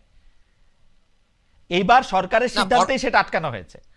এটা হচ্ছে আমার আমার পরবর্তীতে কিন্তু ছাত্র জনতা সেখানে গিয়েছে, ছাত্র জনতা ওইবারও বিষয়টা গেছে, কিন্তু ছাত্র সুন্দর জনতা দেখায় নাই। ছাত্র জনতা ওইবারও গেছে। তাহলে তাহলে আমাদের বোঝা উচিত ছিল যে জনগণের আকাঙ্ক্ষাও আমাদেরকে ঠিক রাখতে হবে এবং আমাদের আইন শৃঙ্খলাও ঠিক রাখতে হবে। আমার মনে হয় যে আপনারা যখন সরকারে আসবেন আপনারা নিশ্চয়ই বিষয়টা মনে রাখবেন। আমি একটু জনাব আজিজুল বারী হেলালের কাছে যাই। জনাব আজিজুল বারী হেলাল, আপনারা কি মনে করেন তাদের প্রতি আপনাদের সমর্থন আছে কিনা যারা ভাঙতে গিয়েছিল এবং যারা পুলিশ প্রশাসন সেনাপদরা অনেকটাই বল প্রয়োগ করছে? এর আগে আমরা কোনোদিন বল প্রয়োগ করতে দেখি নাই। হঠাৎ করে এই যে 32 নম্বর এখন অর্ধ ভাঙা প্রায় ভেঙে চুরে অবস্থায় আছে, সেইটাকে রক্ষা করার জন্য এরকম বল প্রয়োগ করার মানে কি আসলে? আমি আপনার এই প্রশ্নের উত্তর আমি একটু রাজনৈতিক ভাষায় দিতে চাই। মান্নান যেটা বললো সেটা হলো শ্যাম রাখি না কুল রাখি। কারণ আমি দেখেছি যে আওয়ামী লীগের ভোটটা যে ভোটের মাঠে এখন ট্রাম্প কার্ডে পরিণত হয়েছে, সেইটা কিন্তু মান্নানের ভাষায় স্পষ্ট হয়ে উঠেছে। এই জন্য বলছি যে আমি রাজনৈতিক বক্তব্যটা দিতে চাই যে আপনি জানেন যে রাশিয়ার যখন আপনার পেরেস্ত্রোইকা এবং গ্লাসনোস্ট হলো, তখন লেনিন মতো মানুষের মূর্তি কিভাবে সরকার ভেঙেছিল, জনগণ কিন্তু ভেঙেছিল না। আপনি সাদ্দাম হোসেনের পতনের পরে তার মূর্তি কিন্তু ওই সময়ের এন্টারিম গভর্নমেন্ট সেটা ভেঙেছিল। ইভেন আপনি জানেন স্বাধীনতার পরে ইকবাল হলের নাম আমাদের সার্জেন্ট জহুল হক হলের নামে হলো। জিন্নাহ হলের নাম, জিন্নাহ কিন্তু পাকিস্তানের প্রতিষ্ঠাতা, তার নাম পরিবর্তন হয়ে আমাদের অনেক হলো। প্রশ্ন আছে, আপনি যদি না, উত্তরটা আমি একটু বলি, এই প্রশ্নের উত্তর আমাকে এভাবে দিতেই তাই তো হবে। ইতিহাসে হারিয়ে যাচ্ছে। এরপরে না বলতেই হবে, জি। সুপারফিশিয়াল কথাবার্তা বলে কিন্তু রাজনীতি হয় না। না, জি জি, রাজনীতি বলেন তোমাকে বলেন বলতে বলেন, হবে। বলেন। আপনার জিন্নাহ হল আপনার হয়ে গেল সূর্য সেন হল, আপনার জিন্নাহ এভিনিউ হয়ে গেল আমাদের দেশের এক নেতার নামে। সুতরাং আপনি যদি এই আওয়ামী লীগকে ফ্যাসিবাদ মনে করেন এবং আওয়ামী লীগ যে সমস্ত প্রতীক নিয়ে ফ্যাসিবাদ তৈরি করেছিল, সে ফ্যাসিবাদের সমস্ত প্রতীক এটা থাকবে কি থাকবে না সরকারকে কিন্তু সিদ্ধান্ত নিতে হবে। এটা আপনি ঢাক ঢাক গুড় করে রাজনৈতিক দলের উপর চাপিয়ে দিয়ে আবার রাজনৈতিক দলগুলো ওই যে বললাম যে ভোটের মাঠে ট্রাম্প কার্ড হিসেবে ব্যবহার করার জন্য মান্নানের মতো আপনি না শাম রাখি না কুল রাখি তা বললে হবে না। আমি এই জন্য ইতিহাস থেকে উদাহরণগুলো দিলাম। সুতরাং বর্তমান যে আমি একটা বিনীত প্রশ্ন করতে পারি? আমি একটা বিনীত প্রশ্ন অবশ্যই করতে পারি? অবশ্যই। আপনি কারে রাখলেন, শ্যামরে রাখলেন না কুলরে রাখলেন? আমি তো এটা বুঝলাম। আমি তো বললাম যে আপনি যদি শেখ মুজিবের এই সমস্ত স্মৃতিকে এইগুলোকে যদি আপনি মনে করেন যে ফ্যাসিবাদের প্রতীক এবং এখান থেকে ফ্যাসিবাদের উৎপত্তি হয়েছে, তাহলে কি ফ্যাসিবাদের এই প্রতীকগুলো থাকা উচিত? অবশ্যই উচিত না। তাহলে সরকারের সেটা সিদ্ধান্ত নিতে হবে, কেন জনগণকে উস্কে সরকারের দিতে হবে, সিদ্ধান্ত কেন ঠিক আছে, জনগণের। সরকারের সিদ্ধান্ত ঠিক আছে, রাজনৈতিক দল হিসেবে আপনার সিদ্ধান্ত কি সেটা আপনি বলেন। যেমন মান্নান ভাই, আমি যেটা বুঝলাম যে আমি যেটা বলছি মান্নান যে সাহেব এটা স্পষ্ট বলতে আমরা যেহেতু পারলেন মনে যে করি, তিনি মনে করেন যে এটা জনগণের স্পিরিট, জনগণের এখানে যাওয়াটা ঠিক আছে, পুলিশের বল প্রয়োগ করাটা ঠিক নাই, এটা একটা এমিকেবল সলিউশনের মাধ্যমে তাদের বুঝায় শোনায় ফেরত দেওয়া শোনেন, দরকার ছিল। উনি যে জনগণের কথা বললেন, এই দেশে বিএনপি, আওয়ামী লীগ, জামাত, জাতীয় পার্টির যে পার্সেন্টেজ ভোটের বা সমর্থনের পার্সেন্টেজ, সেখান থেকে আপনি টোটাল জনগণকে রিপ্রেজেন্ট করছেন তা না। এটা এমন একটা বিষয় যে আপনি আগে মনে করতে হবে যে শেখ মুজিবের যে রেলিক গুলো আছে, যে স্মৃতিচিহ্ন গুলো আছে, এইগুলোর উপরে ভর করে দাঁড়িয়ে যে ফ্যাসিবাদের কায়েম হয়েছে। সুতরাং যদি এটা মনে করেন, সরকার মনে করে, রাজনৈতিক দলগুলো তো মনে করেছে বিধায় 24-এর গণ অভ্যুত্থানটা হলো। এখন এইটাকে আপনার 24-এ গণ অভ্যুত্থান তো একজন শাসকের উপর, একজন অন্যায়কারীর উপর, 15 বছর ধরে ভোট চোরের উপর হয়েছে। না, সেইটার এইটা সাথে- কিন্তু সেইটার খালেদ সাথে- ভাই, আমাকে সেইটার একটু সাথে- সময় দিন। এবং এটা ঠিক এবং না, এবং শেখ মুজিবুর খালেদ রহমান ভাই, এবং এটা শেখ ঠিক না। হাসিনা দুই দল করতেন। শেখ হাসিনা তো শেখ মুজিবুর রহমানের কথা মানে নাই, শেখ মুজিবুর রহমানের দল ছিল বাকশাল। সেটা আপনার ব্যাখ্যা, কিন্তু দেখেন 24-এর না না, গণ সেটা আপনি অভ্যুত্থানটা রাজনৈতিক হয়েছে। দল হিসেবে আপনি বলেন, আপনি রাজনৈতিক দল হিসেবে আপনি চান যে এই লক্ষণগুলিকে ফেসিবাদের লক্ষণ হিসেবে চিহ্নিত করে এটাকে ঘুরাই দেওয়া হোক, এটা আপনি রাজনৈতিকভাবে চান কিনা সেটা আপনি বলেন। আমি বলছি যে আপনাকে আগে ঠিক করতে হবে, যে এই যে খালেদ ভাই, আমাকে একটু জি, জি, বলতে দেন। জি, জি, আপনি এইটা বলবেন, কি ডক্টর মান্নান বলবেন। জি। ফ্যাসিস্টের কোন ফ্যাসিস্টের স্মৃতিচিহ্ন হিসাবে আপনি বিবেচনা করেন কিনা? বিএনপি কি জনগণ মনে করে? করছে বিএনপি কি মনে করে? বিএনপি কি মনে না করে? না, শুনেন, 24-এর গণ অভ্যুত্থানের পক্ষে শক্তি তো 24-এ BNP গণ অভ্যুত্থান 24-এর শেখ গণ হাসিনার অভ্যুত্থানে against-এ তো হয়েছে, এইসব চিহ্নের না না, against-এ শেখ না। হাসিনার against, এইটা কিন্তু ঠিক না। 24-এর গণ অভ্যুত্থান হয়েছে আওয়ামী ফ্যাসিবাদের বিরুদ্ধে, আওয়ামী তন্ত্রের বিরুদ্ধে। সেই আওয়ামী তন্ত্রের অগ্রনায়ক ছিল শেখ হাসিনা, ক্যাপ্টেন ছিল শেখ হাসিনা।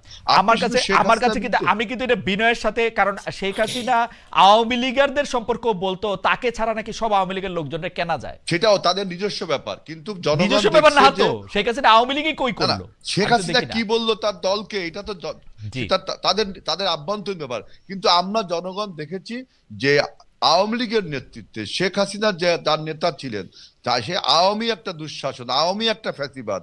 সেই আওয়ামী ফ্যাসিবাদের যে সমস্ত স্মৃতিচিহ্ন, এই যেখান থেকে ফ্যাসিবাদের উৎপত্তি হয়েছে, সেইগুলো থাকা উচিত কি উচিত না, এই সিদ্ধান্ত 24-এর গণ অভ্যুত্থানে নেওয়া হয়ে গেছে। এই 24-এ গণ অভ্যুত্থান অনুযায়ী বিএনপি এই সিদ্ধান্ত নিছে যে ঠিক আছে, ফেসিবাদের আর কোনো বিএনপি চিহ্ন সারা থাকবে দেশের না। জনগণই 24-এর গণ অভ্যুত্থান বিএনপি একা করেনি, সবাই নিয়েই আমরা জনগণকে নিয়ে করেছি। Okay. 24-এ সেইটা সিদ্ধান্ত আমার হয়ে মনে হয় গেছে। যে আপনি যদি এটাকে এখন হেলাল ভাই, বাঁচিয়ে আমার রাখেন, মনে হয় যে হেলাল ভাই, তাহলে আপনি মনে নিশ্চয়ই হবে- আপনারা শুনতে পাচ্ছেন আপনার কথা আগে পরের, আপনি নিশ্চয়ই এইটা, আমার আর কিছু বলার নাই।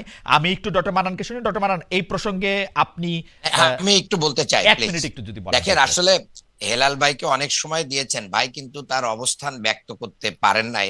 আলহামদুলিল্লাহ। আসলে কিভাবে ব্যক্ত করবেন? মির্জা ফখরুল ইসলাম আলমগীর সাহেব ইতিমধ্যে বলেছেন যে আমরা মামলা ক্ষমতায় আসলে উঠাই নেব। যেখানে ফজলুর রহমান সাহেব বলেন যে এই বিচার ঠিক হয় নাই, আমরা আসলে এটা বাতিল করব। আওয়ামী না, কিন্তু দর্শকদের ডক্টর ওনারা মান্নান, নিষিদ্ধ চান না। আপনি কিন্তু হ্যাঁ, এটা ঠিক বলতেছেন না যে মানে- মির্জা ফখরুল ইসলাম আলমগীর হ্যাঁ। বলেছেন যাদের বিরুদ্ধে মিথ্যা মামলা হয়েছে তিনি আওয়ামী লীগ করলেও তাকে উঠায় নেওয়া হবে। আমি তার বক্তব্য শুনে এটা আমার না, কাছে না, মনে হয় না, মিথ্যা মামলা কি আপনি উঠাবেন না? আমরাও এটা। জামাত ইসলামী কি মিথ্যা এবং- মামলা উঠাবে না? এবং শোনেন, এবং উনি আরো বলেছেন ফুলের টোকাও লাগবে না, আপনারা আমাদের সাথে থাকেন। জামাত ইসলামী এই যে সবার আগে আওয়ামী- আওয়ামী ভোট- 24-এর শোনেন, 24-এর আন্দোলনের পরে জামাত শোনেন, ইসলামী সবার আগে বলছে যে আওয়ামী লীগকে মাফ করে দেওয়া হবে। না, আওয়ামী লীগকে মাফ করে দেওয়া হবে না। আমরা বলেছি অপরাধীদের ব্যাপারে যদি কেউ মানে কি নিতে চায়, আইনগত ব্যবস্থা নিতে চায়। আমিরে জামাতের বক্তব্যকে আপনি মিসকোট করছেন। এখানে উনি ক্লিয়ার বলেছেন আমরা সহযোগিতা করব। আপনি ঠিক কোট করেন, কাজেই আমিরে জামাত কি বলছে আপনি ঠিক কোট করেন। এই যে এখন তো হেলাল ভাই বলতে পারেন নাই যে ওনারা 32 নম্বর এটা আওয়ামী এখানে লীগ যাওয়া ঠিক সম্পর্কে ছিল কি আমিরে ছিল না। জামাত কি বলছেন, আমি তো আমিরে জামাত বললাম কি বলছেন সেটা 24-এর ঠিক কোটটা করেন। আমার কথাটা এটা তো শেষ বলছি। করতে দেন। জি জি আমার কথাটা শেষ করতে দেন। জি, শেষ করেন। হেলাল ভাই কিন্তু বলতে পারেন নাই যে এখানে যাওয়া ঠিক ছিল কি ছিল না। আপনি তো কি বলতে সেই পেরেছেন? 5ই আপনি কি বলতে পেরেছেন? আগস্টে আছে। আপনি কি বলতে আমি পেরেছেন? ক্লিয়ারলি বলছি। আপনি কি দ্বিতীয় বলেছেন? নাম্বার কথা হচ্ছে, দেখেন এদেশের মানুষরা মানে সেনানিবাসের ভিতরেও কিন্তু শেখ মুজিবের মূর্তি ভেঙেছে। তারপরে হচ্ছে দোসরদের নিষিদ্ধের কথা কিন্তু ভাইরা ভোট পাওয়ার জন্য আজও পর্যন্ত বলতে পারে নাই। আমরা তো সভা সমাবেশ করে ওপেনলি বলছি যে আওয়ামী দোসরদেরকেও নিষিদ্ধ করতে হবে। কাজেই আওয়ামী লীগের ভোট আওয়ামী পাওয়ার জন্য দোসরদের ভাইরা নিষিদ্ধ এখন করতে অনেক। হবে সেটা তো অন্য কথা। আপনারা জামাত ইসলামের শীর্ষ তার মানে নেতৃত্ব কি? শীর্ষ নেতৃত্ব এইটা বলছেন কিনা যে আপনারা কোনো দল নিষিদ্ধ হোক সেই পথে হাঁটতে চান না, বলছেন কিনা এটা মানে বলেন। না আওয়ামী না, লীগকে আমরা মাফ এই করে কথা দিতে হবে। আমরা আওয়ামী লীগের নিষিদ্ধের জন্য আমরাই মাঠে গিয়েছি, আমরাই মাঠে গিয়েছি। তার ভাইরা আগে আসে বলছেন নাই, কিনা? ভাইরা তার আগে বলছে বলছেন কিনা? হ্যাঁ। এই তোমরা না বললে আওয়ামী লীগকে মাফ করে দিতে তার হবে, আগে বলেন তারপরে ভাই। প্রেস ক্লাবে তোরা মিটিং করলে কিসের আগে মাপ বলেন। করে দিতে হবে এইগুলো আমরা বলছিল, কখনো অর্থাৎ বলবো না। আচ্ছা ঠিক আছে, বরঞ্চ আমাদের জামাতের আমাদের আমির বলছিল। আমাদের শীর্ষ নেতাদেরকে হত্যা করেছে যারা, তাদের ব্যাপারে আপনারা মানে এত মায়া কান্না করেন কেন? যারা না, না, মায়া কান্না- নেত্রীকে, মানে যে নেত্রীকে সেনানিবাস থেকে বাড়ি থেকে বের করে দিয়েছিল, তারপরে আপনার জামায়াত নেতা ইসলামের তারেক নেতারা, রহমানকে আমার মনে মানে হয় যে ডক্টর আব্দুল এদেশে মান্নান, ইয়ে দিয়েছিল। জামাত ইসলামের কাজেই নেতারা আমরা সারা মনে করি- দেশে যে মান্নান, নির্বাচনী তুমি প্রচারণা অপ্রাসঙ্গিক চালাচ্ছেন, কথা বলছো, আমি একটু বলি প্রসঙ্গের ডক্টর মধ্যে মান্নান, থাকো। জামাত যে ইসলামী সারা এই দেশে যে 32 প্রচারণা নম্বর ধান- চালাচ্ছেন সেই প্রচারণার মধ্যে কথা বলা আওয়ামী লীগ হয়েছে। প্রসঙ্গে তারা কি বলছেন সেটা আমরা একটু আপনার কাছ থেকে না, শুনবো, আমরা ভাই একটু ভাই শুনবো। কিন্তু খুব জি, একটা কথা খুব ক্লিয়ারলি বলেছেন ভাই, যে আমরা আওয়ামী ভোট পাওয়ার জন্য এরকম বক্তব্য। ভাই কিন্তু বলতেই পারেন নাই ওনারা কি চান, এটা ভাই ক্লিয়ার করুন। আমার কাছে মনে হয় যে হেলাল ভাই তো ক্লিয়ার করলেন, উনি ফেসিবাদের সকল লক্ষণ, যদি মনে করেন যে সকল লক্ষণ লুটায়া ধুলায় মিশায় দেওয়ার পক্ষে, আমি যেটা বুঝলাম, এবং উনি এটা বললেন, মানে হ্যাঁ উনি ওটা বললেন যে জনগণ ফেসিবাদের দিয়ে যে দিছে, কোনো ওনারা- লক্ষণ, উনি উনি উনি উনি এটা পলিটিক্যালি এটা বলছেন যে কোনো লক্ষণ, মানে মান্নান correct me আমার if কথা I'm wrong. বুঝিনি। মান্নান, তুমি আগে আমার কথাটা বোঝো। জি জি, আপনি এই কথা বলছেন না হেলাল ভাই, যে আপনি ফেসিবাদের সকল লক্ষণ এবং সেইটা আপনি হ্যাঁ। মনে করেন যে আওয়ামী হ্যাঁ, তন্ত্রের আমি বিরুদ্ধে আমার আমি অবস্থান সেটা নিতে হবে, বলছি, আপনি সেটা খালেদ ভাই। বলছেন না? হ্যাঁ, আমি সেটা বলছি। মান্নান কিন্তু আমার কথা বোঝেনি, না বুঝে ও কথা বলছে। আপনারা দুজন একই কথা আসলে বলছেন, আমার মনে হয় আপনাদের দুজনের অবস্থানই এক। আপনারা আওয়ামী লীগের সকল নিদর্শনই আসলে মিশে যাক, আওয়ামী প্রশ্নে মিশায় আমরা দেওয়া হোক, সেটা ঐক্যবদ্ধ সেটা নাকি? দেখ। জি, আওয়ামী প্রশ্নে আমরা আমি গোটা আমি বাংলাদেশ আমার কথা ঐক্যবদ্ধ। মান্নান বুঝিনি।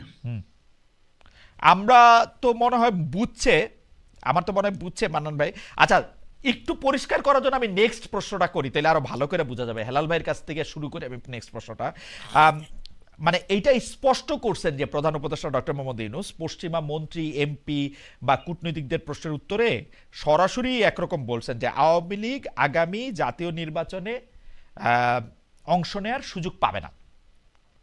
দেশে আওয়ামী লীগের যারা ভোটার, আওয়ামী লীগ অংশ নিলে যারা নৌকায় ভোট দিতেন, সেই ভোটারদের প্রতি আপনাদের আহ্বান কি থাকবে? আমি এটা হেলাল ভাইকে আগে প্রশ্নটা করি, তারপরে আমরা এটা মান্নান ভাইকেও করবো এই প্রশ্নটা। জি হেলাল ভাই। খালেদ ভাই, আপনার প্রশ্নে আমি অর্ধেক শুনতে পাইনি। আচ্ছা, আবার বলি ভেঙে ভেঙে আবার গেছে। বলি আপনি আবার বলি বললে একটু আবার ভালো। বলি আবার বলি সরকার জি। প্রধান এটা স্পষ্ট করছেন যে আগামী নির্বাচনে আওয়ামী লীগ অংশ নেওয়ার সুযোগ পাবেন না। পশ্চিমা কূটনীতিকদের প্রশ্নের জবাবে তিনি তো আর আমাদের সাথে এত কথা বলেন না, পশ্চিমা কূটনীতিকদের এবং প্রেসের সাথে কথা বলার ক্ষেত্রে তিনি এটা স্পষ্ট করছে, এই ইলেকশন, যে ইলেকশন 2026 ফেব্রুয়ারি মাসে আসতেছে, সেই ইলেকশনে আওয়ামী লীগ অংশ নেওয়ার সুযোগ পাবে না। এখন আওয়ামী লীগে যারা ভোট দিতেন বা যারা আওয়ামী লীগের সমর্থক আছে, তাদের প্রতি আপনাদের আহ্বান কি থাকবে এজ এ পার্টি এবং এজ এ মানে ক্যান্ডিডেট বোথ? আমি অ্যাজ এ ক্যান্ডিডেট হিসেবে বলতে পারি, অ্যাজ এ পার্টি আমি পরে বলি। আমি মনে করি আওয়ামী লীগের উচিত হবে, যদি আগামী নির্বাচনে তাদের দল অংশগ্রহণ করতে না পারে, তাহলে পাকিস্তানের ইমরান খানের কায়দায় তাদের নিউট্রাল দাঁড়ানো উচিত। সবাই আপনার নিরপেক্ষ ভাবে দাঁড়াবে, আপনার মার্কা যে যা পেয়ে পারবে, এবং তাহলে তাদের দল হয়তো তারা কিছুটা জামাতের ভোট কিছু কাটবে, করতে পারে। আপনারা তারা কিছুটা জামাতের এনসিপির ভোট কাটবে, আপনারা আরামে নির্বাচিত হবেন। তার মানে তাহলে আপনার কথায় বোঝা যাচ্ছে যে আওয়ামী লীগের সাথে জামাতের একটা আঘাত হয়েছে। আপনার কথা তাহলে বোঝা যাচ্ছে না না, আপনার লক্ষ্যটা যে বুঝতে জামাতের যাচ্ছি, সাথে আওয়ামী জামাতের লীগের লক্ষ্যটা কাঁটা জামাতের কাছ থেকেই শুনবো না। আপনার লক্ষ্যটা কি এরকম যে ঠিক না, আছে আওয়ামী আমি লীগের বলছি যে লোকেরা, আমি বলছি যে আওয়ামী লীগের উচিত হবে নিরপেক্ষভাবে ইমরান খান স্টাইলে নির্বাচনটা করা। আর আপনি যদি বলেন যে তাদের এখন কি করতে হবে, আমি যেমন আমার নির্বাচনী প্রচারণায় বলছি যে আপনার আওয়ামী লীগ যেহেতু রাজনীতি থেকে অপসারিত হয়েছে, বিদায় নিয়েছে, পালিয়ে গেছে, সুতরাং আপনার যে শূন্য স্থান এখন তৈরি হয়েছে, সেই শূন্য স্থানে দ্বিতীয় সারি থেকে জামাতে ইসলাম প্রথম সারিতে আসছে। আমার একটা বিশ্বাস ছিল যে এনসিপি যে নতুন দলটি, এটা এই শূন্য স্থান পূরণ করলে আমাদের রাজনীতিতে ভাইব্রেন্ট আমরা 2-3টি দল পেতাম, এটা আমার একটা বক্তব্য। আওয়ামী লীগের যারা সমর্থক তাদের প্রতি বক্তব্যটা কি থাকবে আপনাদের, যে নতুন দল করেন বা ইয়াতে দাঁড়ান, তেহরিকে ইনসাফ হন, এছাড়া নতুন দল করতে হবে, ইন্ডিপেন্ডেন্ট দাঁড়াতে পারে, ইন্ডিপেন্ডেন্ট দাঁড়াতে পারবে ইমরান খানের আবার স্টাইলে? আমাদের ইমরান খান স্টাইলে। আর অথবা আমি যেটা চাইছিলাম, জি, আমি যেটা বলতে পারি যে জামাতে ইসলামী এবং এনসিপি, আমাদের এনসিপি তো নতুন দল, আর জামাতে ইসলামী দ্বিতীয় সারি, বাংলাদেশের প্রধান রাজনৈতিক দল আওয়ামী লীগ, বিএনপি এবং আওয়ামী লীগ, জামাতে ইসলাম এখন প্রধান সারিতে এসছে। হুম, এখন যে শূন্য স্থানটা তৈরি হয়েছে আওয়ামী লীগ বিদায়ের ফলে, সেইটা আমার একটা বিশ্বাস ছিল যে এনসিপি নতুন দল সেই জায়গাটা নিতে পারবে। কিন্তু আমরা দেখছি যে তাহলে ভালো হতো, মানে তিনটা রাজনৈতিক দল ভাইব্রেন্ট থাকলে গণতন্ত্র ভাইব্রেন্ট থাকতো, আমি এখন তো সেটা মনে করি। আচ্ছা ঠিক আছে, আপনার বক্তব্য যতটুকু বুঝলাম ওটুকু তো বুঝলামই। ডক্টর আব্দুল মান্নান, এই ব্যাপারে আপনার মন্তব্য আমরা শুনতে চাইবো যে আওয়ামী লীগের জন্য আপনারা কি বলবেন। আমাদের দর্শকরা একটি প্রশ্ন আপনাকে করছেন, আপনিও যদি একটু পুরস্কার করেন, আপনাদের দলের শীর্ষ নেতারা কি এইটা বলেছেন যে, মানে অনেকে বলছেন এটা ভোট পাওয়ার জন্য রোজা আর পূজা একই জিনিস? এইটা একবারেই মানে খুব অযৌক্তিক কথা এখানে নিয়ে আসা হচ্ছে। শিশির মনির আমার বন্ধু মানুষ, হুম, তিনি স্পষ্টই বলেছেন, কবি নজরুলের উদ্ধৃতি দিয়েছেন, যে দেশে একই মাসে রোজাও পালন হয়, একই মাসে পূজাও পালন হয়, এখানে অবস্থান নিশ্চিত থাকে, কাজেই এটা নিয়ে পানিঘোলা করার কোনো সুযোগ নেই। আমি যে কথাটা স্পষ্টভাবে বুঝতে পারলাম হেলাল ভাইয়ের কথায়, যে ভাই যদি এনসিপি যদি ওনাদের পরের দলটা হতো, শক্তির দিক দিয়ে উনি খুব খুশি হতেন। যে কোনো মূল্যে জামাতকে তৃতীয় অবস্থানে রাখতে পারলে ভাই অনেক খুশি হতেন। জামাতকে তৃতীয় অবস্থানে রাখার জন্য আওয়ামী লীগ না, স্বতন্ত্রভাবে তা ইলেকশন বলিনি। করুক এবং আওয়ামী লীগের দোসররা ইলেকশনে আসুক, এটা ভাইরা চায়, এটা প্রতীয়মান করেছেন। আমি একটা স্পষ্ট কথা বাংলাদেশের হুম, জনগণের পক্ষে বলতে চাই, আমি যে আসন থেকে নির্বাচন করছি ঢাকা 6, সেই আসনের শহীদ আনাস যে স্কুলে পড়ে, আমি ওই স্কুলের ট্রাস্টের আমি সেক্রেটারি। শহীদ আনাস সহ আমাদের শহীদদের রেখে যাওয়া সেই রক্তের দাগ মুছায় নাই, আহতদের আহাজারি বন্ধ হয় নাই। এই জায়গায় এসে ওনারা যদি আওয়ামী লীগদেরকে স্বতন্ত্র ইলেকশনের অ্যাডভাইজারি নিয়ে ওনারা যদি ইলেকশন করেন, আগামী বাংলাদেশে এদেশের জনগণ ওনাদেরকে কিভাবে নিবে, জনগণের পায়ে রাইট। ছেড়ে ডক্টর দিতে মান্নান, দেবে। আপনাদের অ্যাডভাইজারিটা কি আওয়ামী লীগের ভোটারদের জন্য? আমরা অ্যাডভাইজারি খুব ক্লিয়ার, হুম, আমাদের শহীদদের রক্তের দাগ শুকায় নাই, হুম, আওয়ামী লীগ এদেশে নিষিদ্ধ হয়েছে, হুম। তাদের কার্যক্রম নিষিদ্ধ হয়েছে, কাজেই তাদের যে কোনো ভাবেই কোনো ফর্মেটে ইলেকশনের কোনো না সুযোগ না, সেটা তো বাংলাদেশে বাদ, নেই। সেটা তো বাদ। আওয়ামী লীগের এটা ভোটার, আওয়ামী প্রধান লীগের উপদেষ্টা ভোটারদের বলে কি বলবেন? দিয়েছেন। আওয়ামী লীগের ভোটারদের কি বলবেন, নৌকার ভোটারদের? আওয়ামী লীগের ভোটারদেরকে আমাদের তো কোনো কিছু বলার নেই, তাদের যে বিবেক বুদ্ধি আছে কেন? সেটা দিয়েই তারা বিবেচনা করবে 5ই আগস্টের পরে কারা মামলা বাণিজ্য করেছে, কারা চাঁদাবাজি করেছে, কারা দখল করেছে, কারা লুটপাট করেছে, এগুলো বিবেচনা করেই তারা তাদের সিদ্ধান্ত গ্রহণ করবে। স্পেশালি আমি তো আওয়ামী লীগের লোকদেরকে কোনো অ্যাডভাইস দিতে পারি না। আওয়ামী লীগের ভোটারদেরকে আপনারা অ্যাড্রেস করবেন কিনা যখন মনে করেন ভোটের ক্যাম্পেইনে যাবেন? আমরা জনগণকে অ্যাড্রেস করব, সেখানে যদি কোনো আওয়ামী লীগের সাপোর্টার আমাদের অ্যাড্রেসটাকে ওয়েলকাম করে আমাদেরকে ভোট দেয়, সেটা তার ব্যক্তিগত ব্যাপার, এটা গোপনেই দিবে, এটা তো আর আমরা বলতে পারবো না যে হ্যাঁ ভাই আপনি কেন আওয়ামী লীগ হয়ে আমাকে ভোট স্থানীয় দিলেন। পর্যায়ে আপনারা অনেক, যদি স্থানীয় পর্যায়ে অনেক মামলা বাণিজ্যের কথা আপনি বললেন, সেই সব মামলা তুলে নেওয়ার ব্যাপারে আপনাদের অবস্থান কি হবে, বা সেই সব না, মামলার ক্ষেত্রে? আমরা মামলা বাণিজ্য করি নাই, যার কারণে যারা মামলা বাণিজ্য করে অনেক ইনকাম করেছেন তারা সেই মামলা তুলে নেওয়ার আশ্বাস দিচ্ছেন। আচ্ছা, আপনাদের আপনাদের আপনারা তুলবেনও না, মামলা বাণিজ্য আপনারা করবেন না, এই তো? আমরা মামলা না করলে কেন, আমরা মামলা বাণিজ্য করি নাই, তোলা না তোলার তো প্রশ্ন, এটা রাষ্ট্রের ব্যাপার, আচ্ছা, এটা রাষ্ট্র, রাষ্ট্রই ডিসিশন নেবে। আপনার রাষ্ট্র ক্ষমতায় আসলে কি করবেন সেটা বলবেন না কাউরে? আমরা রাষ্ট্র ক্ষমতায় আসলে তো সেটা আমাদের ইশতেহার থাকবে, ইশতেহার পর্যন্ত অপেক্ষা করতে হবে। ইশতেহারে, আচ্ছা, ইশতেহার পর্যন্ত অপেক্ষা করবো। এই প্রশ্নটা আমি আপনার কাছ থেকে শুরু করতে চাই, তারপরে হেলাল ভাইয়ের কাছে শুনবো। সেটা হচ্ছে যে বিএনপি বা জামায়াতের সঙ্গে জোটবদ্ধ হয়ে হলো নির্বাচনে অংশ নিতে চায় জাতীয় পার্টি, এই আহ্বানের বিপরীতে বা পক্ষে আপনাদের দলীয় অবস্থান কি? এই ব্যাপারে আমাদের দলীয় অবস্থান, আমরা তো তাদের আহ্বানে সাড়া দেই নাই, কাজেই তো এটা তো বুঝাই যায় যে আমাদের অবস্থান কি। বরঞ্চ আমরা জাপার নিষিদ্ধ চেয়েছিলাম, এরকম বক্তব্য আমাদের রয়েছে, হুম। কিন্তু আমাদের ভাইরা এটা নিষিদ্ধ চান নাই, তাদেরকে সার্ভাইভ করাইতে চেয়েছেন। হেলাল ভাই, বিএনপি বা জামাতের সঙ্গে জোটবদ্ধ হয়ে হলো নির্বাচনে অংশ নিতে চায় জাতীয় পার্টি, এই আহ্বানের বিপরীতে আপনাদের অবস্থান কি বা পক্ষে? আমার বক্তব্য, আপনি তো ইয়েস নোর মধ্যে যেতে পারবেন না। ওই হুম, যে আপনি জামাত আওয়ামী লীগের দোসর, তো তো আপনার জাতীয় পার্টি একটা ছিল না, প্রায় 24টি রাজনৈতিক দল হুম 2024 সালের 7ই জানুয়ারি নির্বাচনে অংশগ্রহণ করে, তারা সবাই দোষর, তাদের সবাইকে তাহলে বন্ধ করা উচিত। হুম নির্বাচন বন্ধ করলে রাস্তায় থাকে কে? জামাত এবং দু একটি দল।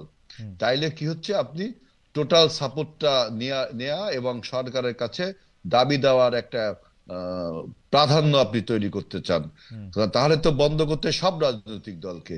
এখন আমি যে বক্তব্যটা দিচ্ছি সেটা হলো যে জামাত ইসলাম, আমি তৃণমূল পর্যায়ে দেখলাম যে তাদের কর্মী সংগ্রহ অভিযান চলছে। জামাত কিন্তু কখনো ওপেনলি কোনো সম্মেলন, কমিটি এগুলো করে না। আপনি দেখবেন রাত্রে বেলা বসে তাদের একটা আসর, নেতা নির্বাচন, বিভিন্ন ডিস্ট্রিক্টের, ঢাকার থেকে কুমিল্লার নেতা নির্বাচন, ঢাকার থেকে দিনাজপুরের নেতা নির্বাচন, দিনাজপুর থেকে কুড়িগ্রাম, এরকম এক রাতের বেলা আসরের মাধ্যমে আমরা বার্ষিক সম্মান করি, ভোটাভুটি হয়, গন্ডগোল হয়, অনেক কিছু হয়, আলোচনা সমালোচনা করে একটা কমিটি বেরোয়। জামাত কিন্তু খুব চুপচাপে কমিটি গুলো।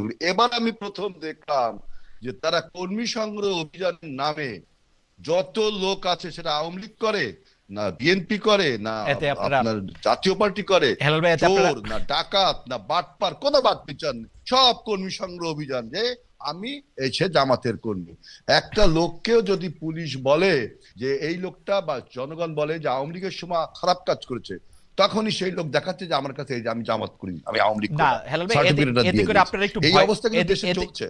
এতে করে আপনারা একটু ভয় পেয়ে যাচ্ছেন, তাই তো মনে হচ্ছে যে? ভয় পাবো কেন খালিদ ভাই? ভয় পাওয়ার কি আছে জামাত ভাই? আমরা 50 বছরের রাজনৈতিক দল, 4বার ক্ষমতায় এসেছি, 6-7বার নির্বাচন করেছি, ভয় পাবো কেন বলেন? আমরা তো আমরা কি বলতে পারবেন কখনো পিছনের দরজা দিয়ে ক্ষমতায় এসেছি? জনগণের ভোটেই ক্ষমতায় এসেছি, অতএব ভয় পাওয়ার আমাদের কিছু নেই। আহ, পিছনের দরজা দিয়ে ক্ষমতায় আসার প্রসঙ্গটা থেকে আমি একটু এবার আপনাকে চট করে, আপনার লাইনটা একটু ডিস্টার্ব করছে খুলনাতে, হয়তো ওই কি বলে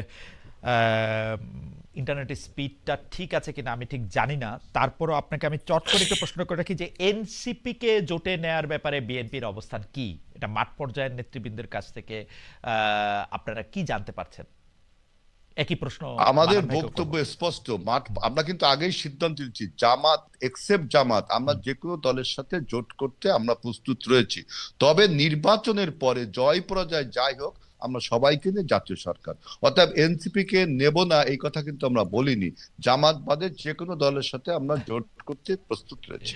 তার মানে আপনারা আগের থেকে এটা বলে রাখছেন এনসিপি রে যে মানে ওরা যাই করুক না কেন, ফলাফল নির্বাচনের পরে তারা একটু মন্ত্রিত্ব বা একটু এমপিত্ব পাবে, এরকম ব্যাপারটা? না, এই ব্যাপারটা আপাতত এরকম না। আমরা আপাতত বলছি যে জামাতের বিপক্ষে তারা অবস্থান নিক, নির্বাচনের পরে তাদেরকে আপনারা কিছু কিছু না কিছু দিবেন, তাই তো? আমরা খালেদ ভাই, যে আমরা যদি জয়লাভ করি, আমরা কিন্তু বলছি সবাইকে নিয়ে, জামাতকে নিয়ে সরকার গঠনের কথা বলছি, ও কিন্তু নির্বাচনের কথা বলিনি। কারণ কি, নির্বাচনটা আপনার কম্পিটিটিভ হওয়া যায়। ওকে আমরা যদি সবাই এখন ঐক্যবদ্ধ হয়, তাই তো আমি নির্বাচনে যাই, শেখ হাসিনা নির্বাচনে ওকে যায়। এই ওকে জন্য আমরা বলছি যে যেহেতু এখন ইন্টারেস্টিং। জামাত প্রধান রাজনৈতিক দল হয়ে উঠছে, দ্বিতীয় সারি থেকে প্রথম সারিতে এসছে, অর্থাৎ তাকে নিয়ে যদি আপনি জোট করেন, তাহলে কোথা থেকে আপনি রাজনীতিটা করবেন? ওকে, নির্বাচনটা ইন্টারেস্টিং করবেন কিভাবে? ইন্টারেস্টিং। ডক্টর আব্দুল মান্নান, আপনার কাছ থেকে একটু জানতে চাই যে এনসিপির ব্যাপারে আপনাদের আসলে অবস্থান কি?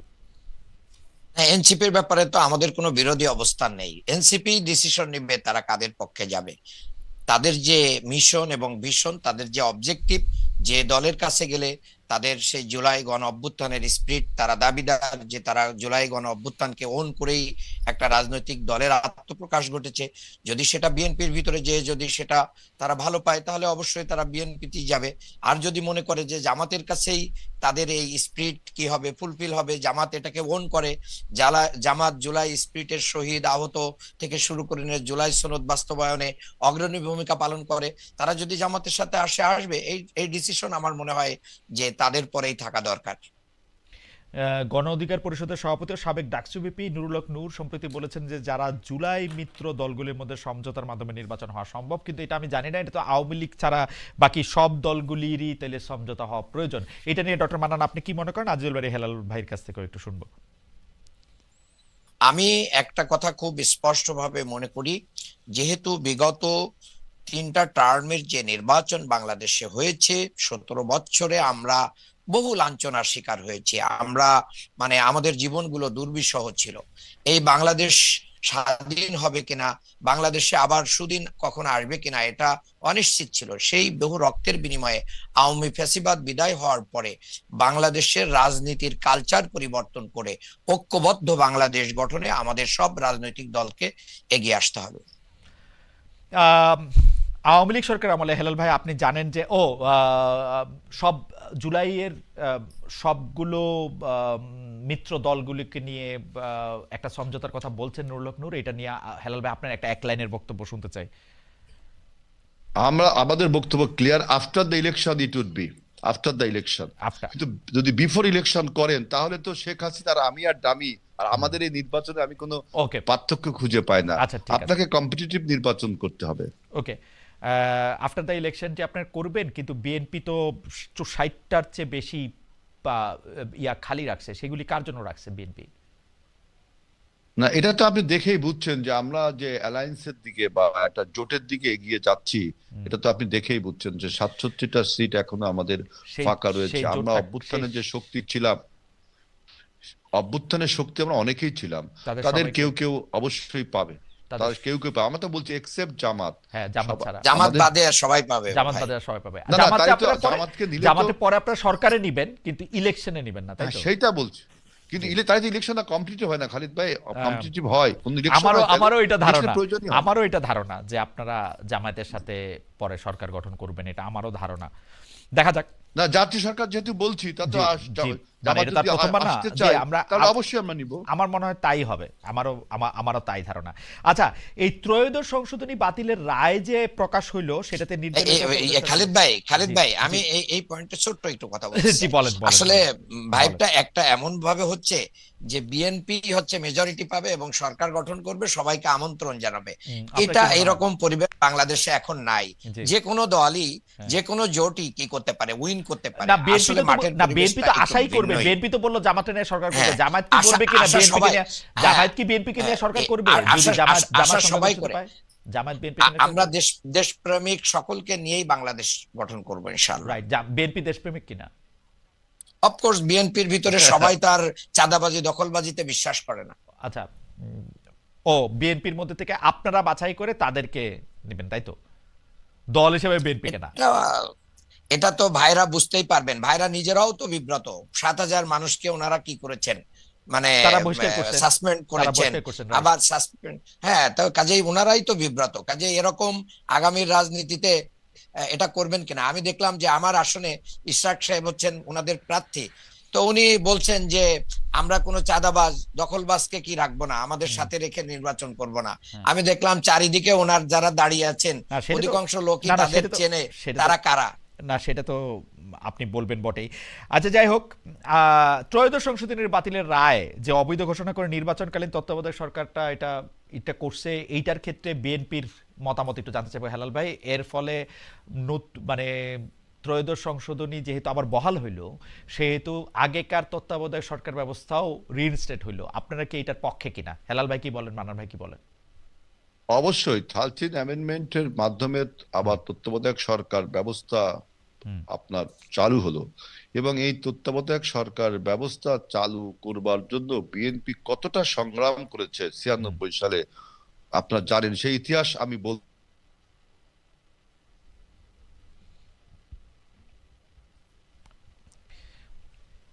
96 সালে বিএনপি সংগ্রাম নিয়ে কথা বলছিলেন হেলাল ভাই। আপনি হেলাল ভাইয়ের লাইন একটু একটু বিযুক্ত হয়ে গেছে, আপনি কি একটু বলবেন কিনা তত্ত্বাবধায়ক সরকার নিয়ে, ডক্টর মান্নান? আসলে হেলাল ভাই একটু হাইজ্যাক করার অবস্থায় চলে গেছেন। হেলাল ভাইদের থেকে এটা এখানে অনেক 100। সুতরাং আমি বলছি কাচের ঘরে বসে অন্যকে ঢিল দেওয়া ভালো না, এতে আওয়ামী লীগের লাভ হয়। যে ফ্যাসিস্টকে পতন করেছি, এই যে চাইল্ডিস্ট মার্কা অ্যাটিটিউড করলে কিন্তু রাজনীতির হেলাল ভাই আমরা হেলাল আপনাকে ভাই, কিছুক্ষণ শুনতে পাইনি। হেলাল হেলাল ভাই ভাই, আমরা আপনাকে শুনতে পাইনি। আপনি স্পেসিফিক কোনটাকে শিশু সুলভ আচরণ বলছেন আমাদের একটু বলবেন? আমরা কিছুক্ষণ আপনাকে এই শুনতে যে পাইনি। দেখেন না, কথায় কথায় বলা হচ্ছে যে চাঁদাবাজ সন্ত্রাসী। আমি তো দেখলাম আমার দীর্ঘ রাজনৈতিক জীবনে জামাতে ইসলামী বাংলাদেশে যে সমস্ত ক্ষেত্রে চাঁদাবাজি করেছে, এটা খুব বড় বড় একটা ব্যাংক দখল হয়ে যাচ্ছে, স্কুল দখল হয়ে যাচ্ছে, এটাকে চাঁদাবাজ না। আমি বলছি যে এই ধরনের কথাবার্তা অন্যকে আপনি চাঁদাবাজ সন্ত্রাসবাজ বলে ভোট যদি পাইতেন, আপনি এগুলো বলছেন, আবার ভোট যুদ্ধে আসতে রাজি হচ্ছেন না, কারণ আপনি ভোটটাকে হেলাল পিছিয়ে ভাই, দিতে চাচ্ছেন। হেলাল ভাই, সুতরাং আমি আসলে মান্নান ভাইয়ের বা মান্নানের পক্ষে নিতে চাই না, কিন্তু আপনি একটু খেয়াল করলে দেখবেন যে মান্নান সাহেব যেগুলি বলছেন তার অধিকাংশ কথা জনাব তারেক রহমানও বলছেন। জনাব তারেক রহমানও কিন্তু চাঁদাবাজির বিপক্ষে অবস্থান আপনি নিয়েছেন, দেখেন, সবাইকে আপনি সতর্ক করে দেখেন, দিয়েছেন, বিএনপির লোকদের খালেদ কথাই ভাই, বলছেন, প্রায় আমি একই কথা ডক্টর আব্দুল মান্নান বলছেন, মানে একটু এদিক ওদিক না, করে। আমিও তো সেটা বলছি খালেদ ভাই। আপনি কিন্তু দেখেন আপনি এটাকে যে শিশুসুলভ কথা বললে বিএনপি কেমনে হবে? কোনো না, আপনি আমার কথা, আমি এই জন্যই বলছি যে জি। বিএনপি কোনো অভিযোগকে অ্যাকসেপ্ট করছে, ডিনায়াল টেন্ডেন্সিতে আমরা ভুগছি না, আমি বহু আগে এই কথা ক্লিয়ার করেছি। কিন্তু জামাত ইসলাম কি দুধে দুয়া তুলসী পাতা? তারা কি কখনো স্বীকারিত করছে না তারা চাঁদাবাজি করে, সন্ত্রাস স্বীকারিত করছে না? এই যে ডিনায়াল টেন্ডেন্সি, এইটাই তো শিশু সুলভ একটা আচরণ। ওকে, আপনি ডিনাল টেন্ডেন্সিকে বলছেন। আছে। আর ডক্টর মান্নান, আপনি একটু বলবেন আচ্ছা। কি যে আসলে ব্যাংক থেকে শুরু করে অন্যান্য ব্যবসা প্রতিষ্ঠান দখল, এবং আমি কিন্তু এটাও শুনেছি জামায়াত হচ্ছে বড় বড় ব্যবসা প্রতিষ্ঠানকে তারা বলছেন যে আপনাদের সমস্যা আছে, আপনারা এত টাকা চাঁদা দিবেন। এইটাও কিন্তু এটা বলছেন হ্যাঁ, বড় এটাই- বড় ব্যবসা প্রতিষ্ঠানকে, যেটাকে বলা হচ্ছে যে তারা ইচ্ছা করে সেটা টাকা দিচ্ছেন। আপনাদেরকে যদি এ- বলা হয় দেখেন, আপনারা এখন দল একটু- পরিচালনা করছেন দেখেন, কিসের টাকায়, BNP আপনারা বলেন যে চাঁদায়, accept করছে। যে বলেন যে মেম্বারদের চাঁদায়, কিন্তু এইটা নিরপেক্ষ ভাবে হইলে অনেকেই বলে থাকেন যে তার চেয়ে অনেক বেশি পরিমাণ টাকা আসলে জামাতের আছে। এটা একবারে সম্পূর্ণ ভিত্তিহীন গুজব Right. এবং বানোয়াট একটি কথা। আমি আব্দুল মান্নান প্রতি মাসে আমার আয়ের 5% দিয়ে আমি এই দল চালাই। Right. আমাদের হাজার হাজার নেতা কর্মীরা নিজেদের টাকা দিয়ে নিজেদের সম্পত্তি বিক্রি করে আমরা এই দল পরিচালনা করি। আমরা কারোর কাছ থেকে এভাবে জোর করে প্রেসার করে আমরা না, আপনারা প্রেসার করেন না তো, আপনারা ফোন করেন, ফোন করে বলেন সমস্যা আছে, তারপরে তারা টাকা দেন। প্লিজ খালিদ ভাই, আমি আপনাকে বলি, আমি যদি বলি যে আমি একটা আপনারা- লাশ দাফন কাফনের জন্য আমাদের একটা অ্যাম্বুলেন্স লাগবে, খালিদ ভাই আপনার যদি অ্যাবিলিটি থাকে আপনি দেন, আপনি যদি এটা দেন, তাহলে এটা কি চাঁদাবাজি? এটা আপনারা মানবতার থার্ড কল্যাণ। পার্টি, আপনি আমি নিজেই একটা দেন। কথা বলি, আমি একটা কথা বলি মানান, ডক্টর আব্দুল মান্নান, আমি একটা কথা বলি, এটা কি donation? আপনারা থার্ড খালিদ পার্টি ভাই, আপনি অডিটের মূল- মাধ্যমে, মূল- থার্ড পার্টি অডিটের মাধ্যমে আপনারা কি এটা দেখাইতে পারবেন যে আপনারা আসলে নিজেদের মেম্বার Of চাঁদা course, কত, of বাইরে course. থেকে কত চাঁদা Of- আসে? আমাদের প্রতিটা আয় এবং ব্যয়ের কি আয় অডিট হয়, এবং থার্ড পার্টি না। আপনাকে ওয়েলকাম করলাম, আমি 1 ইয়ার আপনাকে আমন্ত্রণ করলাম, ক্যামেরা নিয়ে এসেন আমাদের পার্টি অফিসে, আপনারা দেখে যান আমরা কিভাবে এগুলো মেনটেন করি। Fantastic. একটি টাকার এদিক ওদিক মিস ইউজ হলে আপনারা- আমার যে পদ আছে এই পদ থাকার কোনো সুযোগ মিস ইউজের নেই। কথা আমি বলতেছি না, This মিস is ইউজের কথা জামাত বলতেছি না, ইসলামী, কথা জামাত যখন উঠলো ইসলামী, ডক্টর মান্নান, জামাত কথা যখন ইসলামী, উঠলো ডক্টর মান্নান, আপনি প্লিজ ভাই, আমাকে আমাকে আরেকটা বইকেন না, মিনিট আমার বলতে কথা শুনেন আগে। আপনি আমাকে বলেন বাংলাদেশে যারা ব্যবসায়ী গোষ্ঠী আছে সেই 20 জনের একজনও বা 20 জনের 20 জনই আপনাদেরকে চাঁদা দেয় নাই। এটা কি এই জুলাই মাস থেকে আমাদেরকে এই চাঁদা অগাস্ট মাস দেয় পর্যন্ত না, কেউ চাঁদা দেয় না, কেউ আমাদেরকে চাঁদা দেয় না, দেয় নাই?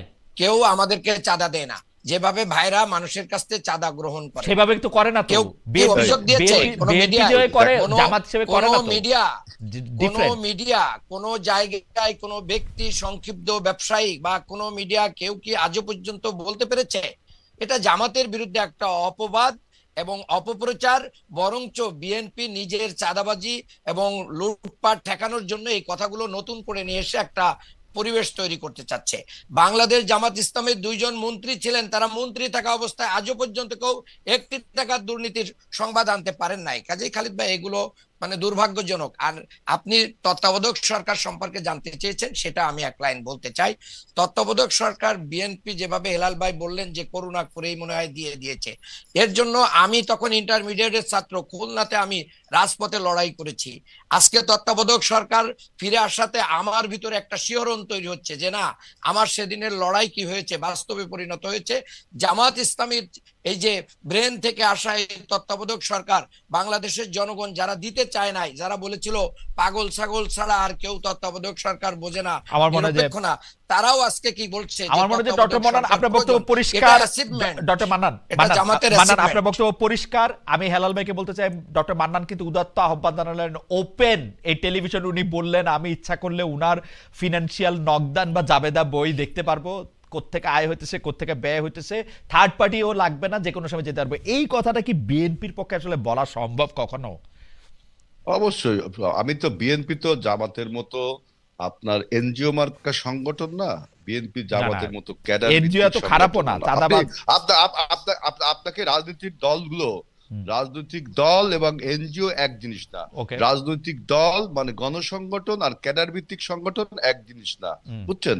কিন্তু আপনার বিএনপির যে সৌন্দর্য যেটা, যে আপনি একটা অভিযোগ দিচ্ছেন, সেটা আমি অ্যাকসেপ্ট করছি, করে আমি তদন্ত করছি, তদন্ত সাপেক্ষে তার বিচার করছি। কিন্তু জামাত তো প্রথমেই আপনাকে প্রত্যাখ্যান করছে, সে কিছু শুনতেই রাজি না, সে মনে হচ্ছে আকাশ না না, থেকে ফেরেশতা নামছে। সে তো মনে ওপেন হচ্ছে চ্যালেঞ্জ আমি দিচ্ছে। চুরি হেলাল করলে ভাই, আমাকে হেলাল ভাই, চোর আসলে বানাবে। কি তাই? মানান ভাই, আমি একটু বলি, সে তো ওপেন চ্যালেঞ্জ দিচ্ছে, আমি আয়েশা তারে তো পরীক্ষা করে দেখতে পারবো, তার কত টাকা ঢুকতেছে, কত টাকা কোথায় ব্যয় করতেছে, সে তো ওপেন চ্যালেঞ্জ দিতেছে। আমি বলতেছি এই কথাটা বিএনপিও বলতে পারবে কিনা। বিএনপি বলতে পারবে না কেন? বিএনপি তো আপনার আপনার নির্বাচন কমিশনে তো আমরা হিসাব জমা দিচ্ছি প্রত্যেকবারে। ওকে। কিন্তু মান্নান যেভাবে বলছে, ওটা তো মনে হচ্ছে একটা আপনার ওই যে কর্পোরেট কর্পোরেট একটা কোম্পানি, একটা কর্পোরেট কালচার তারা চালু করেছে। ওই জন্যই বললাম যে এনজিও মার্কা সংগঠন, রাজনীতি মানে দেশ পরিচালনার মতো একটা সংগঠন না। না, ইভেন খালেদ এটা একটা ভাই, ক্যাডার এখন এখন এখন উনি যদি আমাদের উনি যদি উনার গণসংগঠন, পার্টিকে তাদের উনার সংগঠনের সাথে পার্টিকে আমাদের সংগঠনের উনার মৌলিক পার্টিকে উনি পার্থক্য রয়েছে। উনার আয়ের 5% দিয়ে দেন, দিয়ে উনার পার্টিটা উনি করতে চান, সেইটাকে আপনি এনজিও মার্কা সংগঠনকে আপনি বলেন? এনজিও থেকে এমন হয়? না না, সে বলছে একটা কথা যে আমরা মানুষের কাছে সাহায্য চাই, যে একটা লাশ দাফন করব, সেটা যদি কেউ দেয়, তাহলে কি সেটা চাঁদাবাজি করবেন? এখন এই রকম কাজ যদি বিএনপি বলতো, বিএনপি সেটাকে আপনি চাঁদাবাজি বলতেন।